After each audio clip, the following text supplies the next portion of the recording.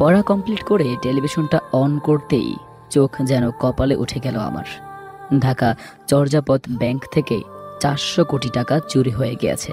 কিন্তু একটু অবাক হলাম, দেশের সর্বোচ্চ সিকিউরিটি গার্ড এই ব্যাংকে, তাহলে টাকা কিভাবে চুরি হলো?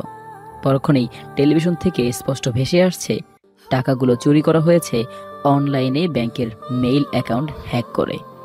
কিন্তু চোরের সন্ধান পাওয়া তো দূরের কথা, চোরের বিরুদ্ধে কোনো প্রমাণ পাওয়াই যাচ্ছে না যা দিয়ে চোরকে ধরা সম্ভব। তারপর টেলিভিশনটা অফ করে খাওয়া দাওয়া করতে আসলাম। খাবার টেবিলে বসে আছি আর ভাবছি কি করে ব্যাংকের কর্মীরা এতটা অসচেতন হতে পারে যে হ্যাক করে কেউ 400 কোটি টাকা চুরি করে নিয়ে যেতে পারে। যাই হোক, খাওয়া দাওয়া করে এসে আমার কম্পিউটারের কাছে এসে বসলাম আর কম্পিউটার ওপেন করতে করতে পরিচয়টা দিয়ে দেই।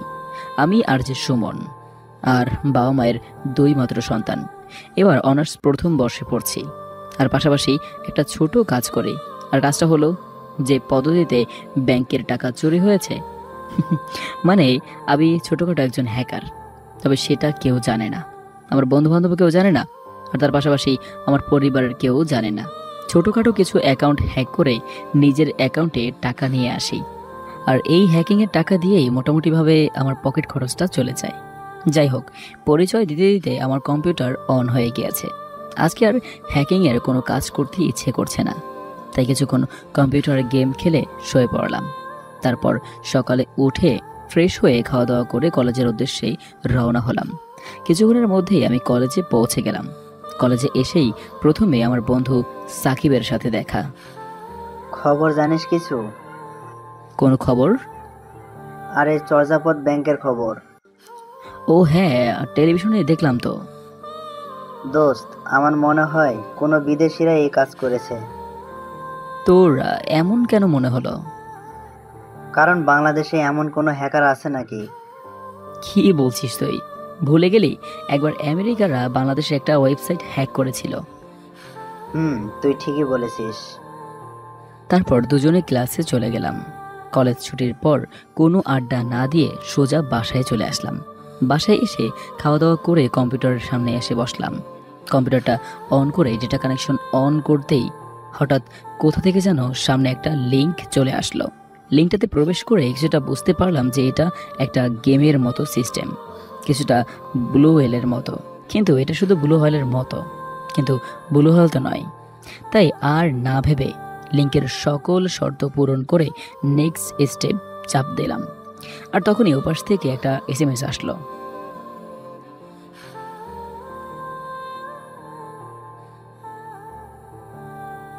আমি তো মনে মনে খুশি হলাম। মেঘ না চাইতেই বৃষ্টি। ওয়েবসাইটটি হ্যাক করলেই টাকা পাবো। আমি তো সাধারণ এই কাজগুলোই করি, ছোটখাটো ওয়েবসাইট হ্যাক করে নিজের পকেট খরচটা চালাই। আর এরা তো সরাসরি ওয়েবসাইটের লিংক দিয়ে দিয়েছে, আর আমাকে আর কষ্ট করতে হবে না, কোনো ওয়েবসাইট খুঁজতে হবে না। যাই হোক, আর না ভেবে ওদের দেয়া ওয়েবসাইটে প্রবেশ করলাম। তারপর ওয়েবসাইটের শর্তগুলো পূরণ করে নেক্সট স্টেপ চাপ দিলাম। তারপর শুরু করলাম হ্যাকিংয়ের কাজ। কিন্তু আমি ওয়েবসাইটটি হ্যাক করতে গিয়ে একটু অবাক হলাম, কারণ এই ওয়েবসাইটটি হ্যাক করতে ব্যর্থ হয়েছি আমি। এই প্রথম আমি কোনো ওয়েবসাইট হ্যাকিং করতে ব্যর্থ হয়েছি। ওয়েবসাইটের সিকিউরিটি সিস্টেম অনেক হার্ড, তাই এটা হ্যাক করা এতটাও সহজ না। কিন্তু আমি সহজে হাল ছাড়ার পাত্র না। আমি একজন দক্ষ হ্যাকার, শুধু মনের মধ্যে কোনো বাজে উদ্দেশ্য নাই। তাই হ্যাকিংকে কোনো বড় ধরনের অন্যায় কাজে ব্যবহার করি না, শুধু ছোটোখাটো কিছু অ্যাকাউন্ট হ্যাক করে নিজের পকেট খরচ চালাই। তাছাড়া অন্যান্য দক্ষ হ্যাকাররা তাদের হ্যাকিং পদ্ধতি দিয়ে বড় বড় অন্যায় কাজ করে থাকে। তার একটা বড় উদাহরণ হচ্ছে চর্যাপদ ব্যাংকের 400 কোটি টাকা চুরি। যাই হোক, আমি আরও কয়েকবার চেষ্টা করেও ওয়েবসাইটটি হ্যাক করতে ব্যর্থ হলাম। তারপর এই কম্পিউটারের সাথে আরেকটি কম্পিউটার যুক্ত করে হ্যাকিং শুরু করলাম, কিন্তু এবারেও আমি ব্যর্থ হলাম। কিন্তু আমি ওই ওয়েবসাইটটি ছাড়ছি না। এই ওয়েবসাইটটি হ্যাক করা এখন আমার মান সম্মানের ব্যাপার হয়ে দাঁড়িয়েছে। যদি আমি এই ওয়েবসাইটটি হ্যাক করতে না পারি, তাহলে নিজেকে হ্যাকার ভাবতে নিজের কাছেই ছোট মনে হবে। অনেক চেষ্টার পর প্রায় 2 দিন পর আমি ওয়েবসাইটটি হ্যাক করতে সফল হলাম। আর হ্যাক করতে সফল হতেই ওপাশ থেকে এসএমএস আসলো।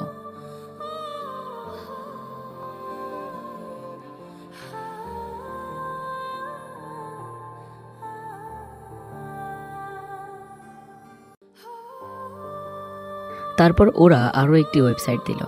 আমি আমার অ্যাকাউন্ট চেক করে দেখলাম সত্যি 10,000 টাকা পেয়েছি। আর এই প্রথম আমি এত বড় অঙ্কের টাকা ওয়েবসাইট থেকে হ্যাক করে পেলাম। এর আগে যত হ্যাক করেছি তাতে 200, 300, সর্বোচ্চ 500 টাকা পেয়েছি, কিন্তু এই ওয়েবসাইট হ্যাক করতে 10,000 টাকা পাইলাম। যাই হোক, দ্বিতীয় লেভেল দেওয়ার কারণে গেমটার প্রতি আমার আসক্তি আরও বেড়ে গেল। তাই দ্বিতীয় লেভেলে দেওয়ার ওয়েবসাইটে প্রবেশ করলাম। তারপর ওয়েবসাইটের সকল শর্ত পূরণ করে নেক্সট স্টেপ চাপ দিলাম। কিন্তু নেক্সট স্টেপ চাপতেই আমি পুরোপুরি অবাক হয়ে গেলাম, কারণ নেক্সট স্টেপ চাপ দিতেই সাথে সাথে লোডিং এরর দেখালো। প্রথমে ভাবলাম হয়তো আমার কম্পিউটারের সমস্যার কারণে, কিন্তু কয়েকবার চেষ্টা করলাম, প্রত্যেকবারই লোডিং এরর দেখালো। এই প্রথম এমন ওয়েবসাইট দেখলাম, কারণ এর আগে যতগুলো ওয়েবসাইট দেখেছি একটাও এরকম ছিল না। সিকিউরিটি সিস্টেম অনেক হার্ড হলেও অন্তত কিছু একটা অপশন থাকতো, কিন্তু এই ওয়েবসাইটটাতে তো কোনো অপশনই আসলো না, সরাসরি লোডিং এরর দেখালো। তাহলে কি ওরা ওয়েবসাইটটি ভুল দিয়েছে? দেখি ওদের SMS এর রিপ্লেতে বলে দেখি কি হয়। কিন্তু পরক্ষণেই একটা জটিল বিষয় লক্ষ্য করলাম। লেভেল 1-এর ওয়েবসাইটের সাথে এই ওয়েবসাইটের অনেকটাই মিল আছে, প্রায় 90% মিল পাওয়া যায়। তাহলে কি আগের ওয়েবসাইটের মাধ্যমে এই ওয়েবসাইটটি ওপেন করতে হবে? তারপর আমি আর কিছু না ভেবে তাড়াতাড়ি করে আগের ওয়েবসাইটে ঢুকলাম। একদম নিচের দিকে দেখলাম একটা সার্চ ইঞ্জিন।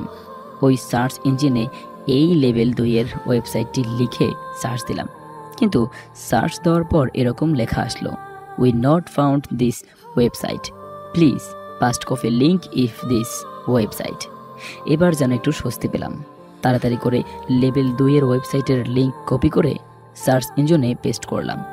তারপরে দুইটি অপশন আসলো, number 1 open the website, number 2 follow the website.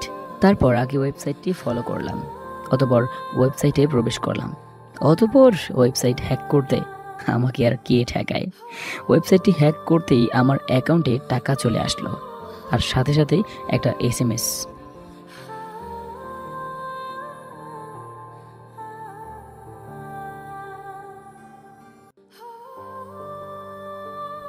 এভাবে প্রতিদিন চলতেছিল আমার হ্যাকিংয়ের কার্য। বলতে গেলে একটা লোভেই পড়ে গিয়েছিলাম। এভাবে 1 মাসে প্রায় 15টা ওয়েবসাইট হ্যাক করেছি, আর প্রায় 50,000 টাকা পেয়েছি। আর এই গেমের মোট লেভেল ছিল 15টা, যা আমি সম্পন্ন করেছি।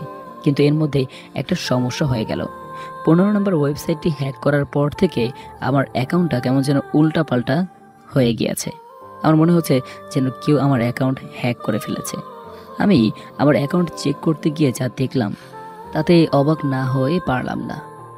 এখন আমি একদম নিশ্চিত কেউ আমার অ্যাকাউন্ট হ্যাক করেছে, কারণ গেম খেলে যে টাকা পেয়েছিলাম তার 1 টাকাও নেই। কিন্তু আমার অ্যাকাউন্ট যেই হ্যাক করুক না কেন, পালাতে পারছো না বাছা। আমি হলাম ট্রেনিং প্রাপ্ত উন্নত জাতের হ্যাকার, তাই আগেই সেই ব্যবস্থা করে রেখেছি, যেই আমার অ্যাকাউন্ট হ্যাক করুক না কেন অটোমেটিকলি তার অ্যাকাউন্ট ট্র্যাক করা হতে যাবে।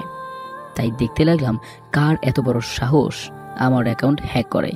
কিন্তু যা দেখলাম যেন ভূত দেখার মতো অবস্থা হয়ে গেছে আমার। যারা এতদিন আমাকে দিয়ে গেম খেলিয়ে 50,000 টাকা দিয়েছিল, তারাই আমার অ্যাকাউন্ট হ্যাক করেছে। এখন একটু ঘটকা লাগছে। প্রথমে লিংক দিয়ে দিয়ে অন্যদের অ্যাকাউন্ট হ্যাক করালো, আর বিনিময়ে টাকা দিল, আর শেষে আবার আমার অ্যাকাউন্ট তারা হ্যাক করলো। রহস্য একটা আছেই, আর আমাকে সেই রহস্যটা খুঁজে বের করতে হবে। কিন্তু একটা মজার বিষয় হচ্ছে, আমার এই অ্যাকাউন্ট হ্যাক করে কোনো লাভ নেই, কারণ এই অ্যাকাউন্টে তেমন কোনো তথ্য নাই। শুধু আমার পরিচয়টুকু আছে, যেমন নাম ও ঠিকানা, কোন কলেজে পড়ি এইগুলো। আর বাকি সব তথ্য সেগুলো আমার দ্বিতীয় অ্যাকাউন্টে রাখা। শুধু আমার তথ্যই না, আরও প্রায় 500 জনের বেশি ধনী ব্যক্তিদের অ্যাকাউন্ট হ্যাক করে তাদের তথ্য আমার দ্বিতীয় অ্যাকাউন্টে সংরক্ষিত করে রেখেছি। আর সেই দ্বিতীয় অ্যাকাউন্ট হ্যাক করার মতো হ্যাকার বাংলাদেশে আছে বলে আমার মনে হয় না, কারণ এই অ্যাকাউন্টে সর্বোচ্চ কঠিন সিকিউরিটি সিস্টেম দেয়া। কিন্তু মাথার ভিতর শুধু একটা কথাই বারবার ঘুরপাক খাচ্ছে, আমার অ্যাকাউন্ট হ্যাক করার রহস্যটা কি হতে পারে। না, আর ভাবতে পারছি না। কম্পিউটারটা অফ করে একটু বাইরে গেলাম বন্ধুদের সাথে আড্ডা দিতে। আমার হ্যাকিং সম্পর্কে আমার বন্ধুরা কেউ কিছুই জানে না, তাই ওদের সাথে কিছু শেয়ার করতেও পারছি না। কিরে দোস্ত, তোকে এরকম লাগছে কেন? মনে হচ্ছে কোনো দুশ্চিন্তায় আছিস। না কিছু না, এমনি। মিথ্যা বলবি না, তোকে দেখেই বোঝা যাচ্ছে কোনো টেনশন করছিস। আরে না, শরীরটা একটু খারাপ লাগছে। তোরা থাক, আমি যাই। তারপর ওদের কাছ থেকে বিদায় নিয়ে বাসায় চলে আসলাম। বাসায় এসে কম্পিউটারটা অন করে রিয়েল ক্রিকেট 20 গেম খেলতে শুরু করলাম। আর রিয়েল ক্রিকেট 20 আমার অনেক প্রিয় একটা গেম। সময় পেলেই গেমটা খেলি, কিন্তু এখন এটাও ভালো লাগছে না। যাই একটু টিভি দেখি। আজকে সোনি ম্যাক্সে সানাম তেরি কাসম মুভিটা দেওয়ার কথা। আমার প্রিয় একটা মুভি। মুভিটা দেখতেছিলাম, তখন হঠাৎ করে বিজ্ঞাপন এলো। একটু অন্য চ্যানেল থেকে ঘুরে আসি, দেখি আর টিভিতে বাংলাদেশে কোনো নাটক হচ্ছে মনে হয়। কিন্তু আর টিভিতে গিয়েই দেখতে পেলাম খবর হচ্ছে। কিন্তু খবরটা দেখে আমার মাথায় যেন আকাশ ভেঙে পড়লো, কারণ সেখানে একজন পুলিশ সুপারের ইন্টারভিউ নেওয়া হচ্ছে। পুলিশের উত্তর এরকম: আপনারা কি চোর ধরতে অসমর্থ? না, আসলে আমরা চোরকে ধরার জন্য একটা ফাঁদ তৈরি করেছিলাম, আর সেই ফাঁদে চোর পা দিয়েও দিয়েছে। কেমন ফাঁদ? আর চোর যখন ফাঁদে পা দিয়েছে, তাহলে চোরকে ধরছেন না কেন? যেহেতু চর্যাপদ ব্যাংকের টাকা হ্যাকিংয়ের মাধ্যমে চুরি করা হয়েছে, আর এই ব্যাংকের ওয়েবসাইট সিকিউরিটি অনেক হার্ড, তাই আমাদের ধারণা যে এই টাকা চুরি করেছে সে একজন দক্ষ মাপের হ্যাকার। আর এই ব্যাংক শুধু দেশের মানুষের জন্য, বিদেশিদের জন্য না। তাছাড়া এই ব্যাংকের ওয়েবসাইট শুধু দেশের মাধ্যমে সীমাবদ্ধ। যে আমরা এরা নিশ্চিত যে চোর বাংলাদেশের একজন দক্ষ হ্যাকার। এই কারণেই আমরা বাংলাদেশের ব্যবহৃত সকল কম্পিউটারের গেম সিস্টেম করে হুবহুব চর্যাপদ ব্যাংকের সমান সিকিউরিটি সম্পন্ন একটা ওয়েবসাইটের লিঙ্ক ভাইরাল করি, আর মেসেঞ্জারে বলে দেই এই ওয়েবসাইটের হ্যাকারদের মাধ্যমে সবাই টাকা আয় করতে পারবে। তো এখানে কি ফলাফল পেলেন?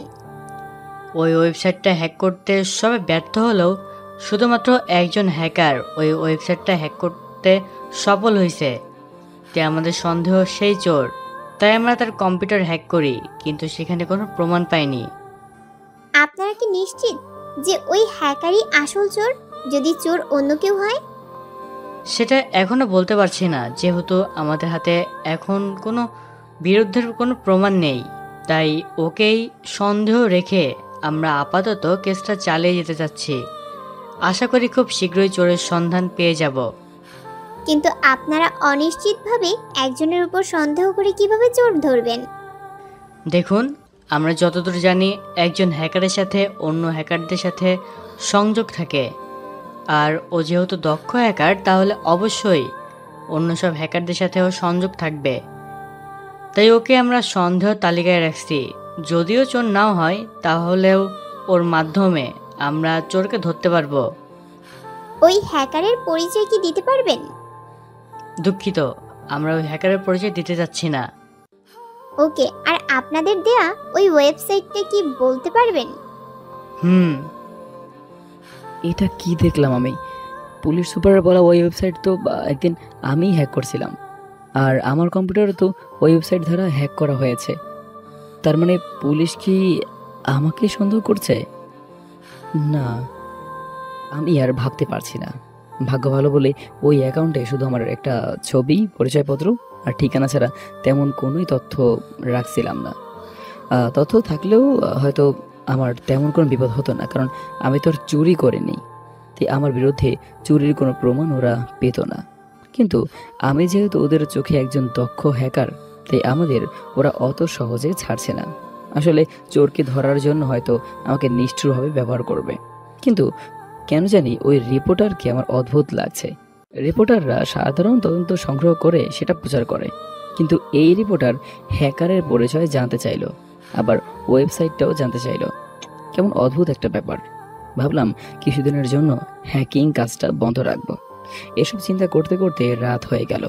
খাওয়া দাওয়া করে ঘুমিয়ে পড়লাম, কিন্তু ঘুম কিছুতেই আসছে না। অনেক চেষ্টার পর রাত প্রায় 2-4 দিকে ঘুম আসলো। সকালে ঘুম থেকে উঠে ফ্রেশ হয়ে খাওয়া দাওয়া করে কলেজের উদ্দেশ্যে বেরিয়ে পড়লাম।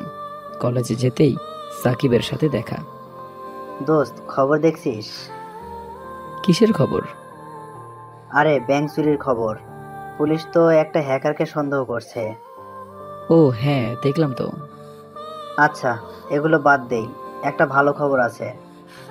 কি খবর? কলেজে একটা নতুন মেয়ে অ্যাডমিট হয়েছে। দেখলে পুরাই পাগল হয়ে যাবি। শালা, তোর লুচ্চামি কোনোদিন যাবে না। একটু মৃদু হাসি দিয়ে সাকিব কোথায় যেন চলে গেল।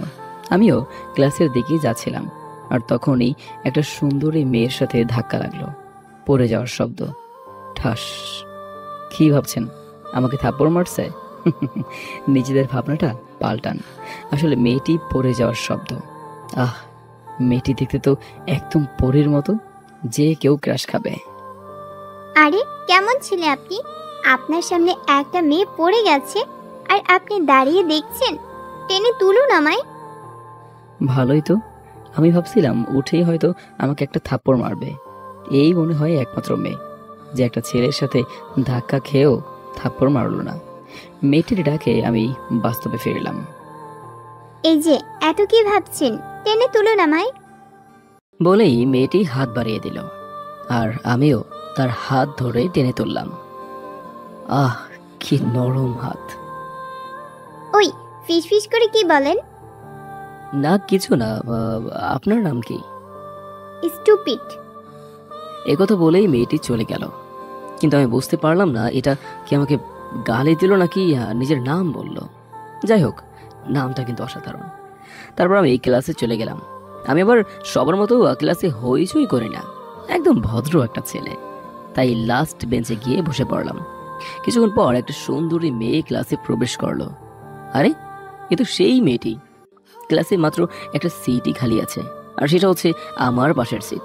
তারপর মেয়েটি আশেপাশে ভালোভাবে তাকিয়ে কোনো সিট দেখতে না পেয়ে কেমন অদ্ভুত দৃষ্টিতে আমার দিকে তাকিয়ে আমার পাশের সিটেই বসে পড়ল।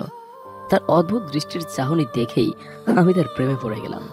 মেয়েটি যখনই আমার পাশে বসলো তখন মনে হলো গ্রীষ্মকাল থেকে শরৎকাল হয়ে গেল। Hi stupid. হোয়াট? কি বললেন আপনি? কেন? তখন আপনি তো বললেন আপনার নাম স্টুপিড। ওটা আমি আপনাকে বলছিলাম, আর আমার নাম অর্পিতা। মেয়েটির নাম শুনে তো ওর উপর দ্বিতীয়বার ক্র্যাশ খেয়ে গেলাম। ও, আমার নাম সুমন। তো আমি কি করব? কি আর করবেন, আমার নামের সাথে আপনার নামের বিয়ে দিয়ে দিন। হোয়াট? আরে রাখছেন কেন? মজা করলাম। আচ্ছা, এটা যেন কোন ঋতু? এটা কোন ঋতু জানেন না? আবার গিয়ে ক্লাস 2তে ভর্তি হন। ও, কি হাসি দিল রে ভাই, একদম কলিজায় লাগছে। ওর হাসি দেখে তৃতীয় দফা ক্রাশ খাইলাম। বলতে পারেন হ্যাট্রিক ক্রাশ। ওই আবার কি ভাবেন এত? আপনি বললেন না এটা ঋতু, এইটা গ্রীষ্ম ঋতু। কিন্তু আপনি আমার পাশে বসার পর থেকে তো মনে হচ্ছে এটা শরৎ ঋতু। ও, এইবার বুঝলাম কেন ঋতুর কথা জিজ্ঞেস করলেন। নিশ্চয়ই ইউটিউব থেকে মেয়ে পটানোর এই ট্রিক্সগুলো শিখেছেন। মনে মনে বলতে লাগলাম, এই রে ধরা পড়ে গেলাম। এই মেয়েটা বুঝলো কি করে যে আমি ইউটিউব থেকে এগুলো শিখেছি? না, এখন থেকে ভেবে চিন্তে কথা বলতে হবে। এ তো দেখছি খুব ডেঞ্জারাস মেয়ে। ওই ফিস ফিস করে কি বললেন? না কিছু না, ভাবতেছি ইউটিউব না দেখে একটা মেয়ে পটানোর বই কিনে নেব। তাই করেন। তারপর ক্লাস করে কলেজ ছুটির পরে বাসায় চলে আসলাম। বাসায় এসে ফ্রেশ হয়ে খাওয়া দাওয়া করে কম্পিউটারের সামনে নিয়ে বসলাম। এখন কিছুদিনের জন্য হ্যাকিং বন্ধ রাখতে হবে। পুলিশরা যেভাবে হ্যাকারদের উপর খেপেছে, তারপর আবার টাকা চোরের সন্দেহটা আমার ওপর। তাই হ্যাকিং কাজ অবিরত রেখে বিপদ আর বাড়াতে চাই না। আমার প্রিয় রিয়েল ক্রিকেট 20 গেমসে ঢুকলাম। তারপর ভারতের সাথে একটা ওয়ানডে ম্যাচ খেললাম। সম্পূর্ণ একটা ওয়ানডে ম্যাচ শেষ করতে প্রায় রাত 12টা বেজে গিয়েছে। এর মধ্যে মা কয়েকবার ডেকেও গিয়েছে খাওয়ার জন্য, কিন্তু এমন একটা ম্যাচ রেখে কি উঠা যায় বলেন? যাই হোক, গেম খেলা শেষ করে খাওয়া দাওয়া করে এসে ঘুমিয়ে পড়লাম। আমার বন্ধুরা সবাই ফ্রি ফায়ার খেলে, কিন্তু আমার ফ্রি ফায়ার ভালো লাগে না। খেলার মধ্যে একমাত্র ক্রিকেটটাই আমার প্রিয়। সেটা বাস্তব হোক কিংবা গেম হোক। এই তো কিছুদিন আগে একবার আমার প্রচন্ড জ্বর হয়েছিল, তো সারাদিন ঘরেই শুয়েছিলাম। বিকেলের দিকে জ্বরটা একটু কমলো। সো আবার যদি জ্বরটা বেশি হয় তাই ওষুধ আনতে গেলাম বাইরে। ওষুধ নিয়ে আসার সময় দেখি মাঠে সবাই ক্রিকেট খেলতেছে। ক্রিকেট খেলা দেখে তো ভুলেই গেলাম যে আমি জ্বরের রোগী। ওষুধগুলো মাঠের একপাশে নামিয়ে রেখে খেলতে নেমে গেলাম। তাহলে বুঝতেই পারছেন আমি ক্রিকেটের কতটা পাগল। যাই হোক, ঘুম থেকে উঠে ফ্রেশ হয়ে খাওয়া দাওয়া করে কলেজে চলে গেলাম। যদিও উদ্দেশ্যটা ক্লাস করা না, আসল উদ্দেশ্য হলো অপ্রিতা। আমি আবার একটু দুষ্টু থাকায় ক্লাসে সবসময় দুষ্টুমি করি, আর অপ্রিতাও আমার দুষ্টুমিগুলো উপভোগ করে। তো এভাবেই অপ্রিতার সাথে ভালো পরিচয় হয়ে গেল, কিন্তু এখনো বন্ধুত্ব করিনি। কারণ আমি তো ওর সাথে প্রেম করব, তাই কোনো বন্ধুত্ব নয়, সরাসরি প্রপোজ করব। বেশিরভাগ ছেলেরাই ভালোবাসার মানুষের সাথে আগে বন্ধুত্ব করে, তারপর বন্ধুত্ব যখন গভীর হয় তখন প্রপোজ করে। ফলে কি হয়, প্রেম তো হয়ই না, আরো বন্ধুত্বটাও নষ্ট হয়। তাই ওরকম ভুল আমি করতে চাচ্ছি না, সরাসরি প্রপোজ করে ফেলবো, তারপর যা হওয়ার হবে। এভাবেই 1 মাস কেটে গেল, আর এখন আমি দুশ্চিন্তা মুক্ত। তাই ভাবতেছি কালকেই অপ্রিতাকে প্রপোজ করব। আপনারা কি ভাবছেন, আমি দুশ্চিন্তা মুক্ত হলাম কিভাবে? আর আমার দুশ্চিন্তা বা কিসের, তাই তো? আসলে এতদিন টাকা চুরির সন্দেহের তালিকায় ছিলাম, এই নিয়ে অনেক দুশ্চিন্তায় ছিলাম। কিন্তু কয়েকদিন ধরে দেখছি টাকা চুরির তদন্তের লোকেরা কোনো খবর নিচ্ছে না, মনে হয় তদন্ত বন্ধ করে দিয়েছে। কিন্তু মনে মনে একটা খটকা থেকেই যাচ্ছে, হঠাৎ করে তদন্ত বন্ধ করে দেওয়ার কারণ কি হতে পারে? নাকি গোপনে ওরা অন্য কোনো প্ল্যান করতেছে? যাই হোক, এগুলো বাদ দিয়ে এখন একটু অপ্রিতার কথা ভাবা যাক। কিন্তু কি ভাববো সেটাই তো খুঁজে পাচ্ছি না। ধুর, অত ভেবে কাজ নেই। সকল ভাবনা বাদ দিয়ে নিশ্চিন্তে পাড়ি দিলাম ঘুমের রাজ্যে। আহ, কি দারুণ স্বপ্ন! আমি একটা লাল গোলাপ নিয়ে কলেজের ক্যাম্পাসে অপেক্ষা করতেছি অপ্রিতার জন্য। অপ্রিতা আসছে, কিন্তু অবাক করা বিষয় হলো আর কোনো শিক্ষার্থী কলেজে আসছে না কেন? ও, ভুলেই তো গেছিলাম, আজ তো শুক্রবার। আসলে স্বপ্নের সবকিছু কেমন যেন উল্টো পাল্টাই হয়। যাই হোক, অপ্রিতা আমার সামনে এসে দাঁড়ালো। একটা নীল শাড়ি পরে এসেছে। নীল রং আমার আবার খুবই প্রিয়, তাই নীল শাড়িতে অপ্রিতাকে যেন সাধারণের থেকে একটু বেশি সুন্দর লাগছে। কিন্তু অবাক করা বিষয় হলো, আমি তো লাল গোলাপ নিয়ে দাঁড়িয়েছিলাম, কিন্তু গোলাপের রংটা হঠাৎ করে নীল হইলো কেমনে? বুঝলেন না, তাই তো? আরে আগেই তো বললাম যে স্বপ্নের মধ্যে সবকিছু কেমন যেন উল্টো পাল্টাই হয়। অপ্রিতা আমার চোখে চোখ রেখে দাঁড়িয়ে আছে, যেন এখনই প্রেমের সাগরে ডুবে যাবে। আমি হাঁটু গিরে বসে নীল গোলাপটা ওর দিকে এগিয়ে দিলাম। তুমি সামনে এসো কোন এক শ্রাবণে নববধূর সাজে, আমি নীল হয়ে মিশে যাব তোমার শাড়ির ভাঁজে। বলেই গোলাপটা অপ্রিতার দিকে এগিয়ে দিলাম, আর সাথে সাথেই ঘুম থেকে লাফ দিয়ে উঠে গেলাম। আরে ভাই, এমন স্বপ্ন যেন কোনো প্রেমিক না দেখে। কি বুঝলেন না তো? চলেন তাইলে ফ্ল্যাশব্যাকে ফিরে যাই।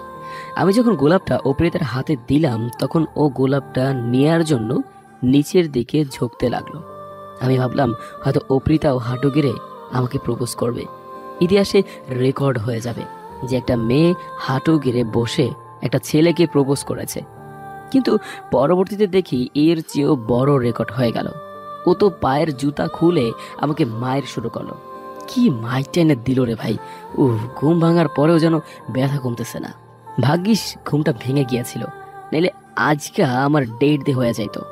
হবু গার্লফ্রেন্ডের হাতে স্বপ্নের মধ্যে জুতার বাড়ি খাইছি শুনে আপনাদের খুব হাসি পাইতেছে না? হাসেন হাসেন, মন খুলে হাইসালন। যেদিন প্রেমিকার হাতে খাইবেন না সেই দিন বুঝবেন ও হাতে কত জোর। যাই হোক, ঘুম যখন ভেঙে গিয়েছে তাইলে এখন একটু আড্ডা দিয়ে আসি বন্ধুদের সাথে। আর দেরি না করে রহিম চাচার চায়ের দোকানে চলে গেলাম। ওখানে আমরা সবাই বেশিরভাগ সময় আড্ডা দেই। আড্ডা দেওয়ার পাশাপাশি 1 কাপ চা খেয়ে বাসায় চলে আসলাম। তারপর একটু পড়তে বসলাম। অনেকদিন পড়তে বসি না, কলেজ করে কম্পিউটার চালিয়ে ক্রিকেট খেলে আড্ডা দিয়েই দিন কেটে যায়, তাই পড়তে বসার তো সময় পাই না। তাই আজকে একটু পড়তে বসলাম, কিন্তু পড়তে বসেও শান্তি নেই। একজন পাঠক মেসেজ দিল। আর পড়া হইল না, বই রেখে গল্প এডিট করতে বসে গেলাম।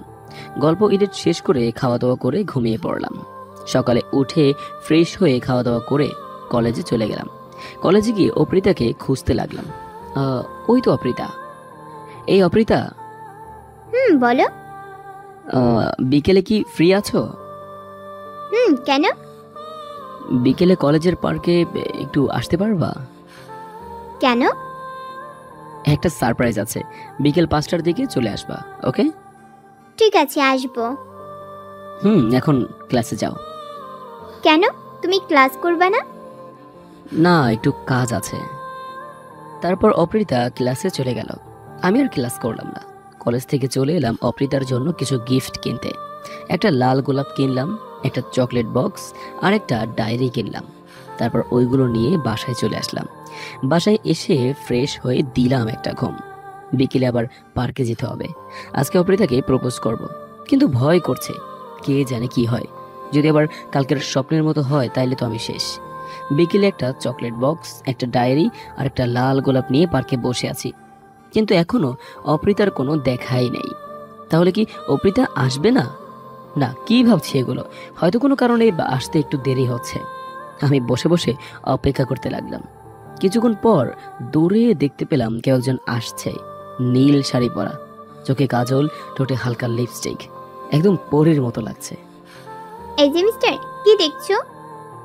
অপরিতার ডাকে হুঁশ ফিরল আমার। ওকে দেখে একটা ঘোরের মধ্যে চলে গিয়েছিলাম। একটা পরীকে দেখতেছিলাম। পড়ি? এখানে পড়ি আসবে কোথা থেকে? এই যে আমার সামনেই দাঁড়িয়ে আছে নীল পরী। থাক, আর পাম দিতে হবে না। কি জন্য রেখেছো তাই বলো। প্রপোজ করতে ভয় লাগছে, কারণ স্বপ্নতে অপরিতা নীল শাড়ি পরেছিল, আর এখন বাস্তবেও তাই। তাহলে কি আবার স্বপ্নের মতো জুতা পাড়েই খাইতে হবে নাকি? যাই হোক, সকল ভয়কে পিছনে রেখে লাল গোলাপ, চকলেট বক্স আর ডায়েরিটা অপরিতার হাতে দিলাম। তারপর বলতে শুরু করলাম, অপরিতা, কিছুদিন ধরে তোমাকে একটা কথা বলবো ভাবতেছি, কিন্তু বলতে পারিনি। তোমার সামনে এলে সবকিছু যেন ভুলে যাই, কিন্তু আজকে আর না বলে থাকতে পারলাম না। I love you so much. তোমাকে আমার মনের রাজ্যের রানী বানাতে চাই। হবে কি আমার মনের রাজ্যের রানী? আমি একটু হাঁটু গেড়ে বসে বললাম। অপরিতা কিছুক্ষণ চুপ করে থেকে কি যেন ভাবলো, তারপর বলতে শুরু করলো। দেখো সুমন, আমি তোমাকে ভালো একজন বন্ধু ভেবেছিলাম, কিন্তু তুমি তার মর্যাদা রাখলে না। তোমার কাছ থেকে এটা আশা করিনি। কথাগুলো বলে লাল গোলাপ, চকলেট বক্স আর ডায়েরিটা মাটিতে ছুঁড়ে মেরে অপরিতা চলে যেতে লাগলো। আমি এখনো ওই জায়গাতেই হাঁটু গেড়ে বসে আছি, আর অপরিতার চলে যাওয়ার দিকে এক দৃষ্টি তাকিয়ে আছি। মনটা বারবার বলছে হয়তো অপরিতা ফিরে তাকাবে আর দৌড়ে এসে আমাকে জড়িয়ে ধরে বলবে, আমিও তোমাকে অনেক ভালোবাসি সুমন, তোমার মনের রাজ্যের রানী হতে চাই। কিন্তু না, ও একবারও আমার দিকে ফিরেও তাকালো না, সোজা চলে গেল। মন খুলে কাঁদতে ইচ্ছে করছে। একটা মুহূর্তের মাঝেই সবকিছু এলোমেলো হয়ে গেল। কেন যে ওকে প্রপোজ করতে গেলাম? অন্তত বন্ধু হয়ে থাকলেও তো পারতাম। তারপর মাটি থেকে লাল গোলাপ, চকলেট বক্স আর ডায়েরি তুলে নিয়ে বাসায় চলে আসলাম। সোজা রুমে গিয়ে দরজা বন্ধ করে কাঁদতে লাগলাম। তারপর মা এসে ডাকতে লাগলো। আমি চোখের পানি মুছে নিয়ে স্বাভাবিকভাবেই দরজা খুলে দিলাম, যাতে মা কিছুই বুঝতে না পারে। তারপর রাতে খাওয়া দাওয়া করে ঘুমিয়ে পড়লাম। সকালে মায়ের ডাকে ঘুম ভাঙলো। কি রে, এখনো ঘুমিয়ে আছিস? কলেজে যাবি না? না মা, আজকে যাব না। কেন, কি হয়েছে? না, এমনি। ঠিক আছে, না গেলে তাড়াতাড়ি ঘুম থেকে উঠে ফ্রেশ হয়ে নে। ঠিক আছে। তারপর ঘুম থেকে উঠে ফ্রেশ হয়ে খাওয়া দাওয়া করে কম্পিউটার নিয়ে বসলাম। এভাবে এক সপ্তাহ কেটে গেল। এই 7 দিনের একদিনও কলেজে যায়নি। ভেবেছিলাম কলেজে না গেলে হয়তো অপরিতা আমাকে মিস করবে আর অবশেষে ভালোবেসে ফেলবে, কিন্তু না, আসলে আমিই ভুলছিলাম। অপরিতার মনে আমার জন্য এক বিন্দু পরিমাণ ভালোবাসা নেই। থাকলে অন্তত একটিবার খোঁজ নিত কেন কলেজে যাচ্ছি না। এদিকে দুপুরে কম্পিউটার নিয়ে গেমস খেলতেছি, এমন সময় মা রুমে আসলো। আচ্ছা, তোর কি হয়েছে বলতো? কেন? আমি আবার কি করলাম? এতদিন কলেজে যাচ্ছিস না কেন? এমনিতেই। তুই তো আগে এরকম ছিলি না। আরে তখন তো নতুন কলেজে উঠেছিলাম, তাই নিয়মিত যেতাম, কিন্তু এখন আর ভালো লাগে না। ঠিক আছে, কালকে একটু তোর মামা বাড়িতে বেড়াতে যাব, তোকে আমার সাথে যেতে হবে। ঠিক আছে, সকালে রেডি থেকো, কিন্তু আমি কিন্তু থাকতে পারবো না, তোমাকে দিয়েই আমি চলে আসব। কেন এতদিন পর যাচ্ছিস, 2 দিন থাকবি না? মা তুমি তো জানোই বেরাতে আমার বেশি ভালো লাগে না। তারপর মা চলে গেল আর আমি গেমস খেলার দিকে মনোযোগ দিলাম। সকালে ঘুম থেকে উঠে ফ্রেশ হয়ে মাকে মামা বাড়িতে দিয়ে আসলাম এবং তারপর আমি আবার বাড়িতে চলে আসলাম। আর আস্তে আস্তে রাত হয়ে গেল। অতঃপর ফ্রেশ হয়ে না খেয়েই ঘুমিয়ে পড়লাম। এত রাতে রান্না করতে আমার ইচ্ছে করছে না। অতঃপর সকালে ঘুম থেকে উঠে ফ্রেশ হয়ে রান্না করলাম। তারপর খাওয়া দাওয়া করে রুমে এসে বসে গেমস খেলতে শুরু করলাম। একা একা বাড়িতে ভালো লাগছে না। আপনাদের তো বলাই হয়নি, বাড়িতে শুধু আমি আর আমার মা থাকি। বাবা দেশের বাইরে থাকেন আর বড় একটা বোন আছে, তার বিয়ে হয়েছে। আর এখন মাও মামা বাড়িতে গিয়েছে, তাই বাড়িতে এখন আমি একা। সো একা একা কিছুই ভালো লাগছে না। গেম খেলতেও এখন অসহ্য লাগছে। তাই কম্পিউটার অফ করে পাড়ি দিলাম ঘুমের রাজ্যে। হঠাৎ করে ঘুমটা ভেঙে গেল, কিন্তু চোখে এখনো ভরপুর ঘুম বাকি আছে। তাই ঘুমের কারণে চোখ মেলে তাকাতে পারছি না, কিন্তু চোখ খুলে তাকাতে বাধ্য হলাম, কারণ আমার ঘুম ভেঙেছে বুকের উপর ভারী কিছুর অস্তিত্ব টের পেয়ে। কিন্তু চোখ খুলতেই যেন আমার ভূত দেখার মতো অবস্থা হয়ে গেল। এটা কি করে হতে পারে? কোনো স্বপ্ন দেখছি না তো, নাকি এবার সত্যি কোনো ভূত দেখছি? কিন্তু দিনের বেলা ভূত আসবে কোথা থেকে? নিজের হাতে একটা চিমটি কাটলাম, কিন্তু কোনো পরিবর্তন নেই। তার মানে আমি ঠিকই দেখছি, কিন্তু এটা কিভাবে হলো? কি আপনারা কিছুই বুঝতেছেন না, তাই তো? আরে অপ্রিতা আমার বুকের ওপর শুয়ে আছে। আমার ভাবতেই অবাক লাগছে, সেদিন প্রপোজ করার পর অপ্রিতা রেগে চলে গেল, আর আজকে ও নিজেই এসে আমাকে বুকের ওপর শুয়ে আছে। যাই হোক, ওকে দেখতে কিন্তু খুবই সুন্দর লাগছিল।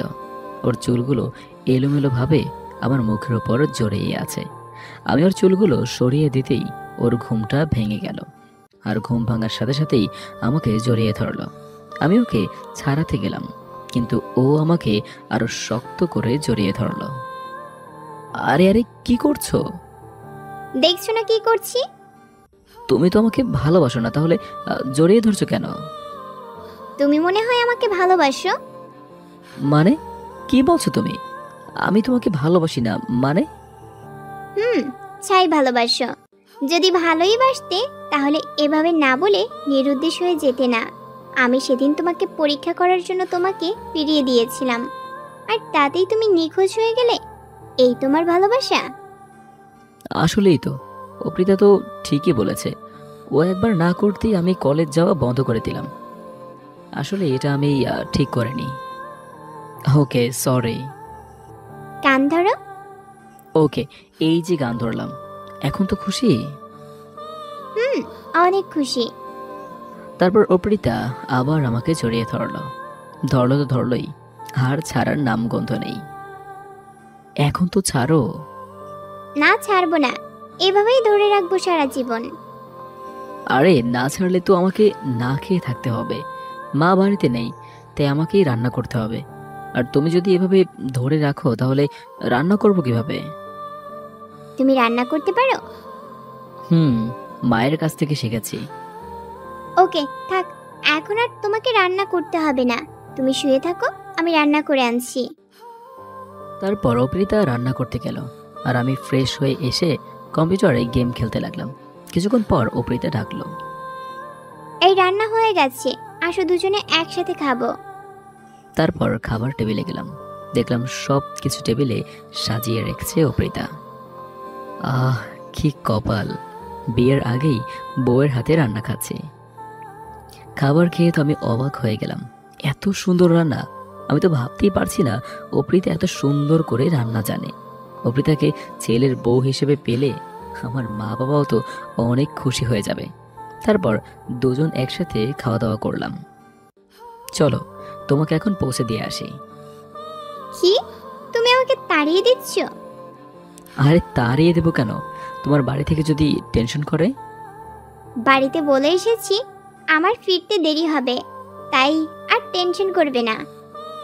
কিন্তু আমার বাড়িতে কেউ নেই, তোমাকে আর আমাকে কেউ দেখলে কি ভাববে? কিছুই ভাববে না, চুপ করে তোমার রুমে চলো, আজ সারাদিন গল্প করব। তারপর অপৃতাকে নিয়ে আমার রুমে গেলাম। অপৃতা আমার বিছানার ওপর বসলো আর আমি কম্পিউটারের সামনে বসলাম। কম্পিউটারে গেম খেলতেছি আর অপৃতার সাথে গল্প করতেছি। আচ্ছা, এটা কি? তুমি শহরের মেয়ে হয়েও জানো না যে এটা কি? এটা পেন ড্রাইভ। আসলে আমি শুধু নামেই শহরের মেয়ে, কাজী না। তাই পেন ড্রাইভ দিয়ে কি করে? কম্পিউটারের সকল তথ্য এই পেন ড্রাইভে সুরক্ষিত রাখা হয়। ও, আচ্ছা, তুমি আমাদের বাসা চিনলে কিভাবে? তুমি যেদিন আমাকে প্রপোজ করেছিলে আর আমি তোমাকে ফিরিয়ে দেওয়ার পর তোমাকে আমি ফলো করেছিলাম, তখন দেখলাম তুমি এই বাড়িতে ঢুকলে, তাই বুঝে গেলাম এটিই তোমাদের বাড়ি। খুব ব্রিলিয়ান্ট দেখছি তুমি। তা আমার গিফটগুলো কোথায়? তারপর সেই চকলেট বক্স, ডায়েরি আর গোলাপটা এনে অপৃতাকে দিলাম। লাল গোলাপটা একদম শুকিয়ে গিয়েছে, কিন্তু সেদিকে ওর কোনো ভ্রুক্ষেপ নেই। অপৃতা এগুলো নিয়ে একটু মুচকি হাসি দিয়ে আমাকে জড়িয়ে ধরলো আর আমি ওকে জড়িয়ে ধরলাম। এভাবে সারা জীবন ধরে রাখবি তো আমায়? রাখবো। আচ্ছা, এখন আমাকে বাসায় ফিরতে হবে। তারপর আমি অপৃতাকে পৌঁছে দিয়ে এসে বন্ধুদের সাথে আড্ডা দিলাম। রাত 10টার দিকে বাসায় ফিরলাম। তারপর খাওয়া দাওয়া করে ঘুমিয়ে পড়লাম। সকালে ঘুম থেকে উঠে ফ্রেশ হয়ে খাওয়া দাওয়া করে কলেজে চলে আসলাম। আর অর্পিতা এখনো কলেজে আসেনি। তখনই হঠাৎ আশরাফ স্যার ডাক দিলেন। উনি খুব দরকার ছাড়া আমাকে ডাকেন না। নিশ্চয়ই কোনো সমস্যা হয়েছে। কি হয়েছে স্যার, কোনো সমস্যা? হ্যাঁ, আসলে সকল পরীক্ষার্থীদের নাম আর ছবির একটা লিস্ট করতে হতো কম্পিউটারে, কিন্তু যার দিয়ে কাজগুলো করায় সে তো আজ আসেই নাই। এখন কি করি বলো তো? ওকে, চলুন, আমি কম্পিউটার চালাতে পারি, আমি লিস্ট করে দিচ্ছি। ধন্যবাদ সুমন, বড় একটা সমস্যা থেকে বাঁচালে। তারপর স্যারের সাথে কম্পিউটারের কাছে গেলাম শিক্ষার্থীদের লিস্ট করতে। কিন্তু লিস্ট করতে গিয়ে যা দেখলাম তা দেখার জন্য আমি একদম প্রস্তুত ছিলাম না। আমার মাথায় যেন আকাশ ভেঙে পড়ল। অপৃতা আমার সাথে এমন কেন করলো? তাহলে কি ও আমাকে কোনোভাবে ব্যবহার করতে চাচ্ছে? না, এটা হতে পারে না। ও আমাকে এইভাবে ঠকাতে পারে না। নিশ্চয়ই এর পেছনে কোনো কারণ আছে। আমাকে এর কারণ জানতেই হবে। কি হলো, আপনারা কিছুই বুঝতে পারছেন না, তাই তো? তাহলে চলুন ফ্ল্যাশব্যাক করি। আমি কম্পিউটার অন করে সবার ছবি আর নাম চেক করে তারপর তাদের লিস্ট করছিলাম। কিন্তু সিরিয়ালে অপৃতার কোনো ছবি বা নাম কিছুই তো দেখলাম না। কিন্তু এটা কিভাবে হতে পারে? এখানে তো সবার ছবি আর নাম থাকার কথা। তারপর আমি স্যারকে জিজ্ঞেস করলাম, স্যার, এখানে অপৃতার কোনো ছবি বা নাম নেই কেন? তুমি কোন অর্পিতার কথা বলছো? তারপর দেখলাম অপৃতা কলেজের গেট দিয়ে ঢুকতেছে। আমি স্যারকে ইশারা করে অপৃতাকে দেখিয়ে বললাম, স্যার, ওই অপৃতা। আরে ওর নাম তো অর্পিতা না, ওর নাম তো রিমা। তাছাড়া ও তো এই কলেজের শিক্ষার্থী না, তাই লিস্টে ওর নাম নেই। কি বলছেন স্যার? ও এই কলেজের শিক্ষার্থী না? তাহলে কলেজে আসে কেন? আসলে ও হচ্ছে পুলিশ ডিপার্টমেন্টের সহকারী অফিসার রিমা চৌধুরী। আরও চর্যাপদ ব্যাংকে টাকা চুরি তদন্ত করতে এই কলেজের শিক্ষার্থী সেজে এসেছে। আর সাথে নিজের নামটাও পাল্টিয়েছে? হয়তো, সেটা আমি জানতাম না। কিন্তু তুমি ওর সম্পর্কে জানতে চাইছো কেন? না, এমনি। কিন্তু স্যার, চর্যাপদ ব্যাংকের চোরের সাথে এই কলেজের কি সম্পর্ক? ওরা বলল ব্যাংকের টাকা নাকি একজন হ্যাকার চুরি করেছে, আর ওরা জানতে পেরেছে চোর নাকি এই কলেজেরই একজন ছাত্র। এই হলো ফ্ল্যাশব্যাক। কি এবার সবকিছু বুঝতে পেরেছেন, তাই না? তার মানে প্রথম যেটা ভেবেছিলাম সেটাই সত্যি। ওরা আমাকে সন্দেহ করেছে। আর সম্পর্কে তথ্য নেয়ার জন্য অপৃতা মানে রিমা এই কলেজে ভর্তি হয়েছে। এই জন্যই তো বলি এতদিন তদন্ত বন্ধ ছিল কেন। আসলে ওরা এভাবে গোপনে তদন্ত করছিল। তার মানে রিমা আমাকে ভালোবাসে না। আমার সম্পর্কে সকল তথ্য নেয়ার জন্য ও আমার সাথে ভালোবাসার অভিনয় করছে। এখন নিজের উপর নিজেরই রাগ হচ্ছে। শখের কারণে হ্যাকিং শিখেছিলাম, কিন্তু এই শখে যে আমাকে এত বড় বিপদে ফেলবে তাহা জানত কে? আজ চুরি না করেও সন্দেহের তালিকার সবার উপরে আমার নাম। এবার আমি নিশ্চিন্ত হতে পেলাম যে রিমা আমার সাথে ভালোবাসার অভিনয় করছে, কারণ কলেজে এসে একটা বারও আমার সাথে দেখা করলো না। হয়তো কলেজে এসেছে শুধু আমার উপর নজর রাখার জন্য। কিন্তু হঠাৎ এত চেঞ্জ। ও তো আমার সম্পর্কে তথ্য জানার জন্যই আমার সাথে ভালোবাসার অভিনয় করছে। তাহলে আজকে তো সেই অভিনয়ের ভালোবাসাটাও দেখতে পাচ্ছি না। ব্যাপারটা একটু ঘটকা লাগছে। না, আর ভাবতে পারছি না। আর কোনো ক্লাস করলাম না, সোজা বাসায় চলে এলাম। বাসায় এসে কম্পিউটারের সামনে বসেই মোটামুটি বড় আর একটা শট খেলাম। কারণ আমার 2টা পেন ড্রাইভের একটাও নেই। অনেক খুঁজলাম কিন্তু একটা পেন ড্রাইভও পেলাম না। কালকেও তো এখানেই ছিল, আর কালকের পর একমাত্র রিমা ছাড়া আর কেউ তো আমার বাসায় আসেনি। তার মানে রিমা আমার পেন ড্রাইভগুলো নিয়ে গিয়েছে। এবার সবকিছু যেন পরিষ্কার হয়ে যাচ্ছে আমার কাছে। কালকে হঠাৎ অত সকালে রিমা আমার বাসায় এই পেন ড্রাইভগুলো চুরি করতেই এসেছিল। কারণ একজন ব্যক্তির গোপন তথ্য তার পেন ড্রাইভেই থাকে, আর পেন ড্রাইভ পেয়ে গিয়েছে, তাই ওর অভিনয়ের ভালোবাসাটাও শেষ। এই জন্যই আজকে একটিবারও আমার সাথে কথা বলল না। কিন্তু এখন কি করে? পেন ড্রাইভটা যদি ওরা ওপেন করে তাহলে তো আমি শেষ। কারণ ব্যাংক চুরির দায়ে আমাকে না ধরলেও তার চেয়েও বড় ধরনের অপরাধে আমাকে ধরবে। কারণ পেন ড্রাইভে যা আছে নিঃসন্দেহে তা চুরির থেকেও বড় অপরাধ। না, আমি আর ভাবতে পারছি না। মাথা কেমন যেন ব্যথা করছে।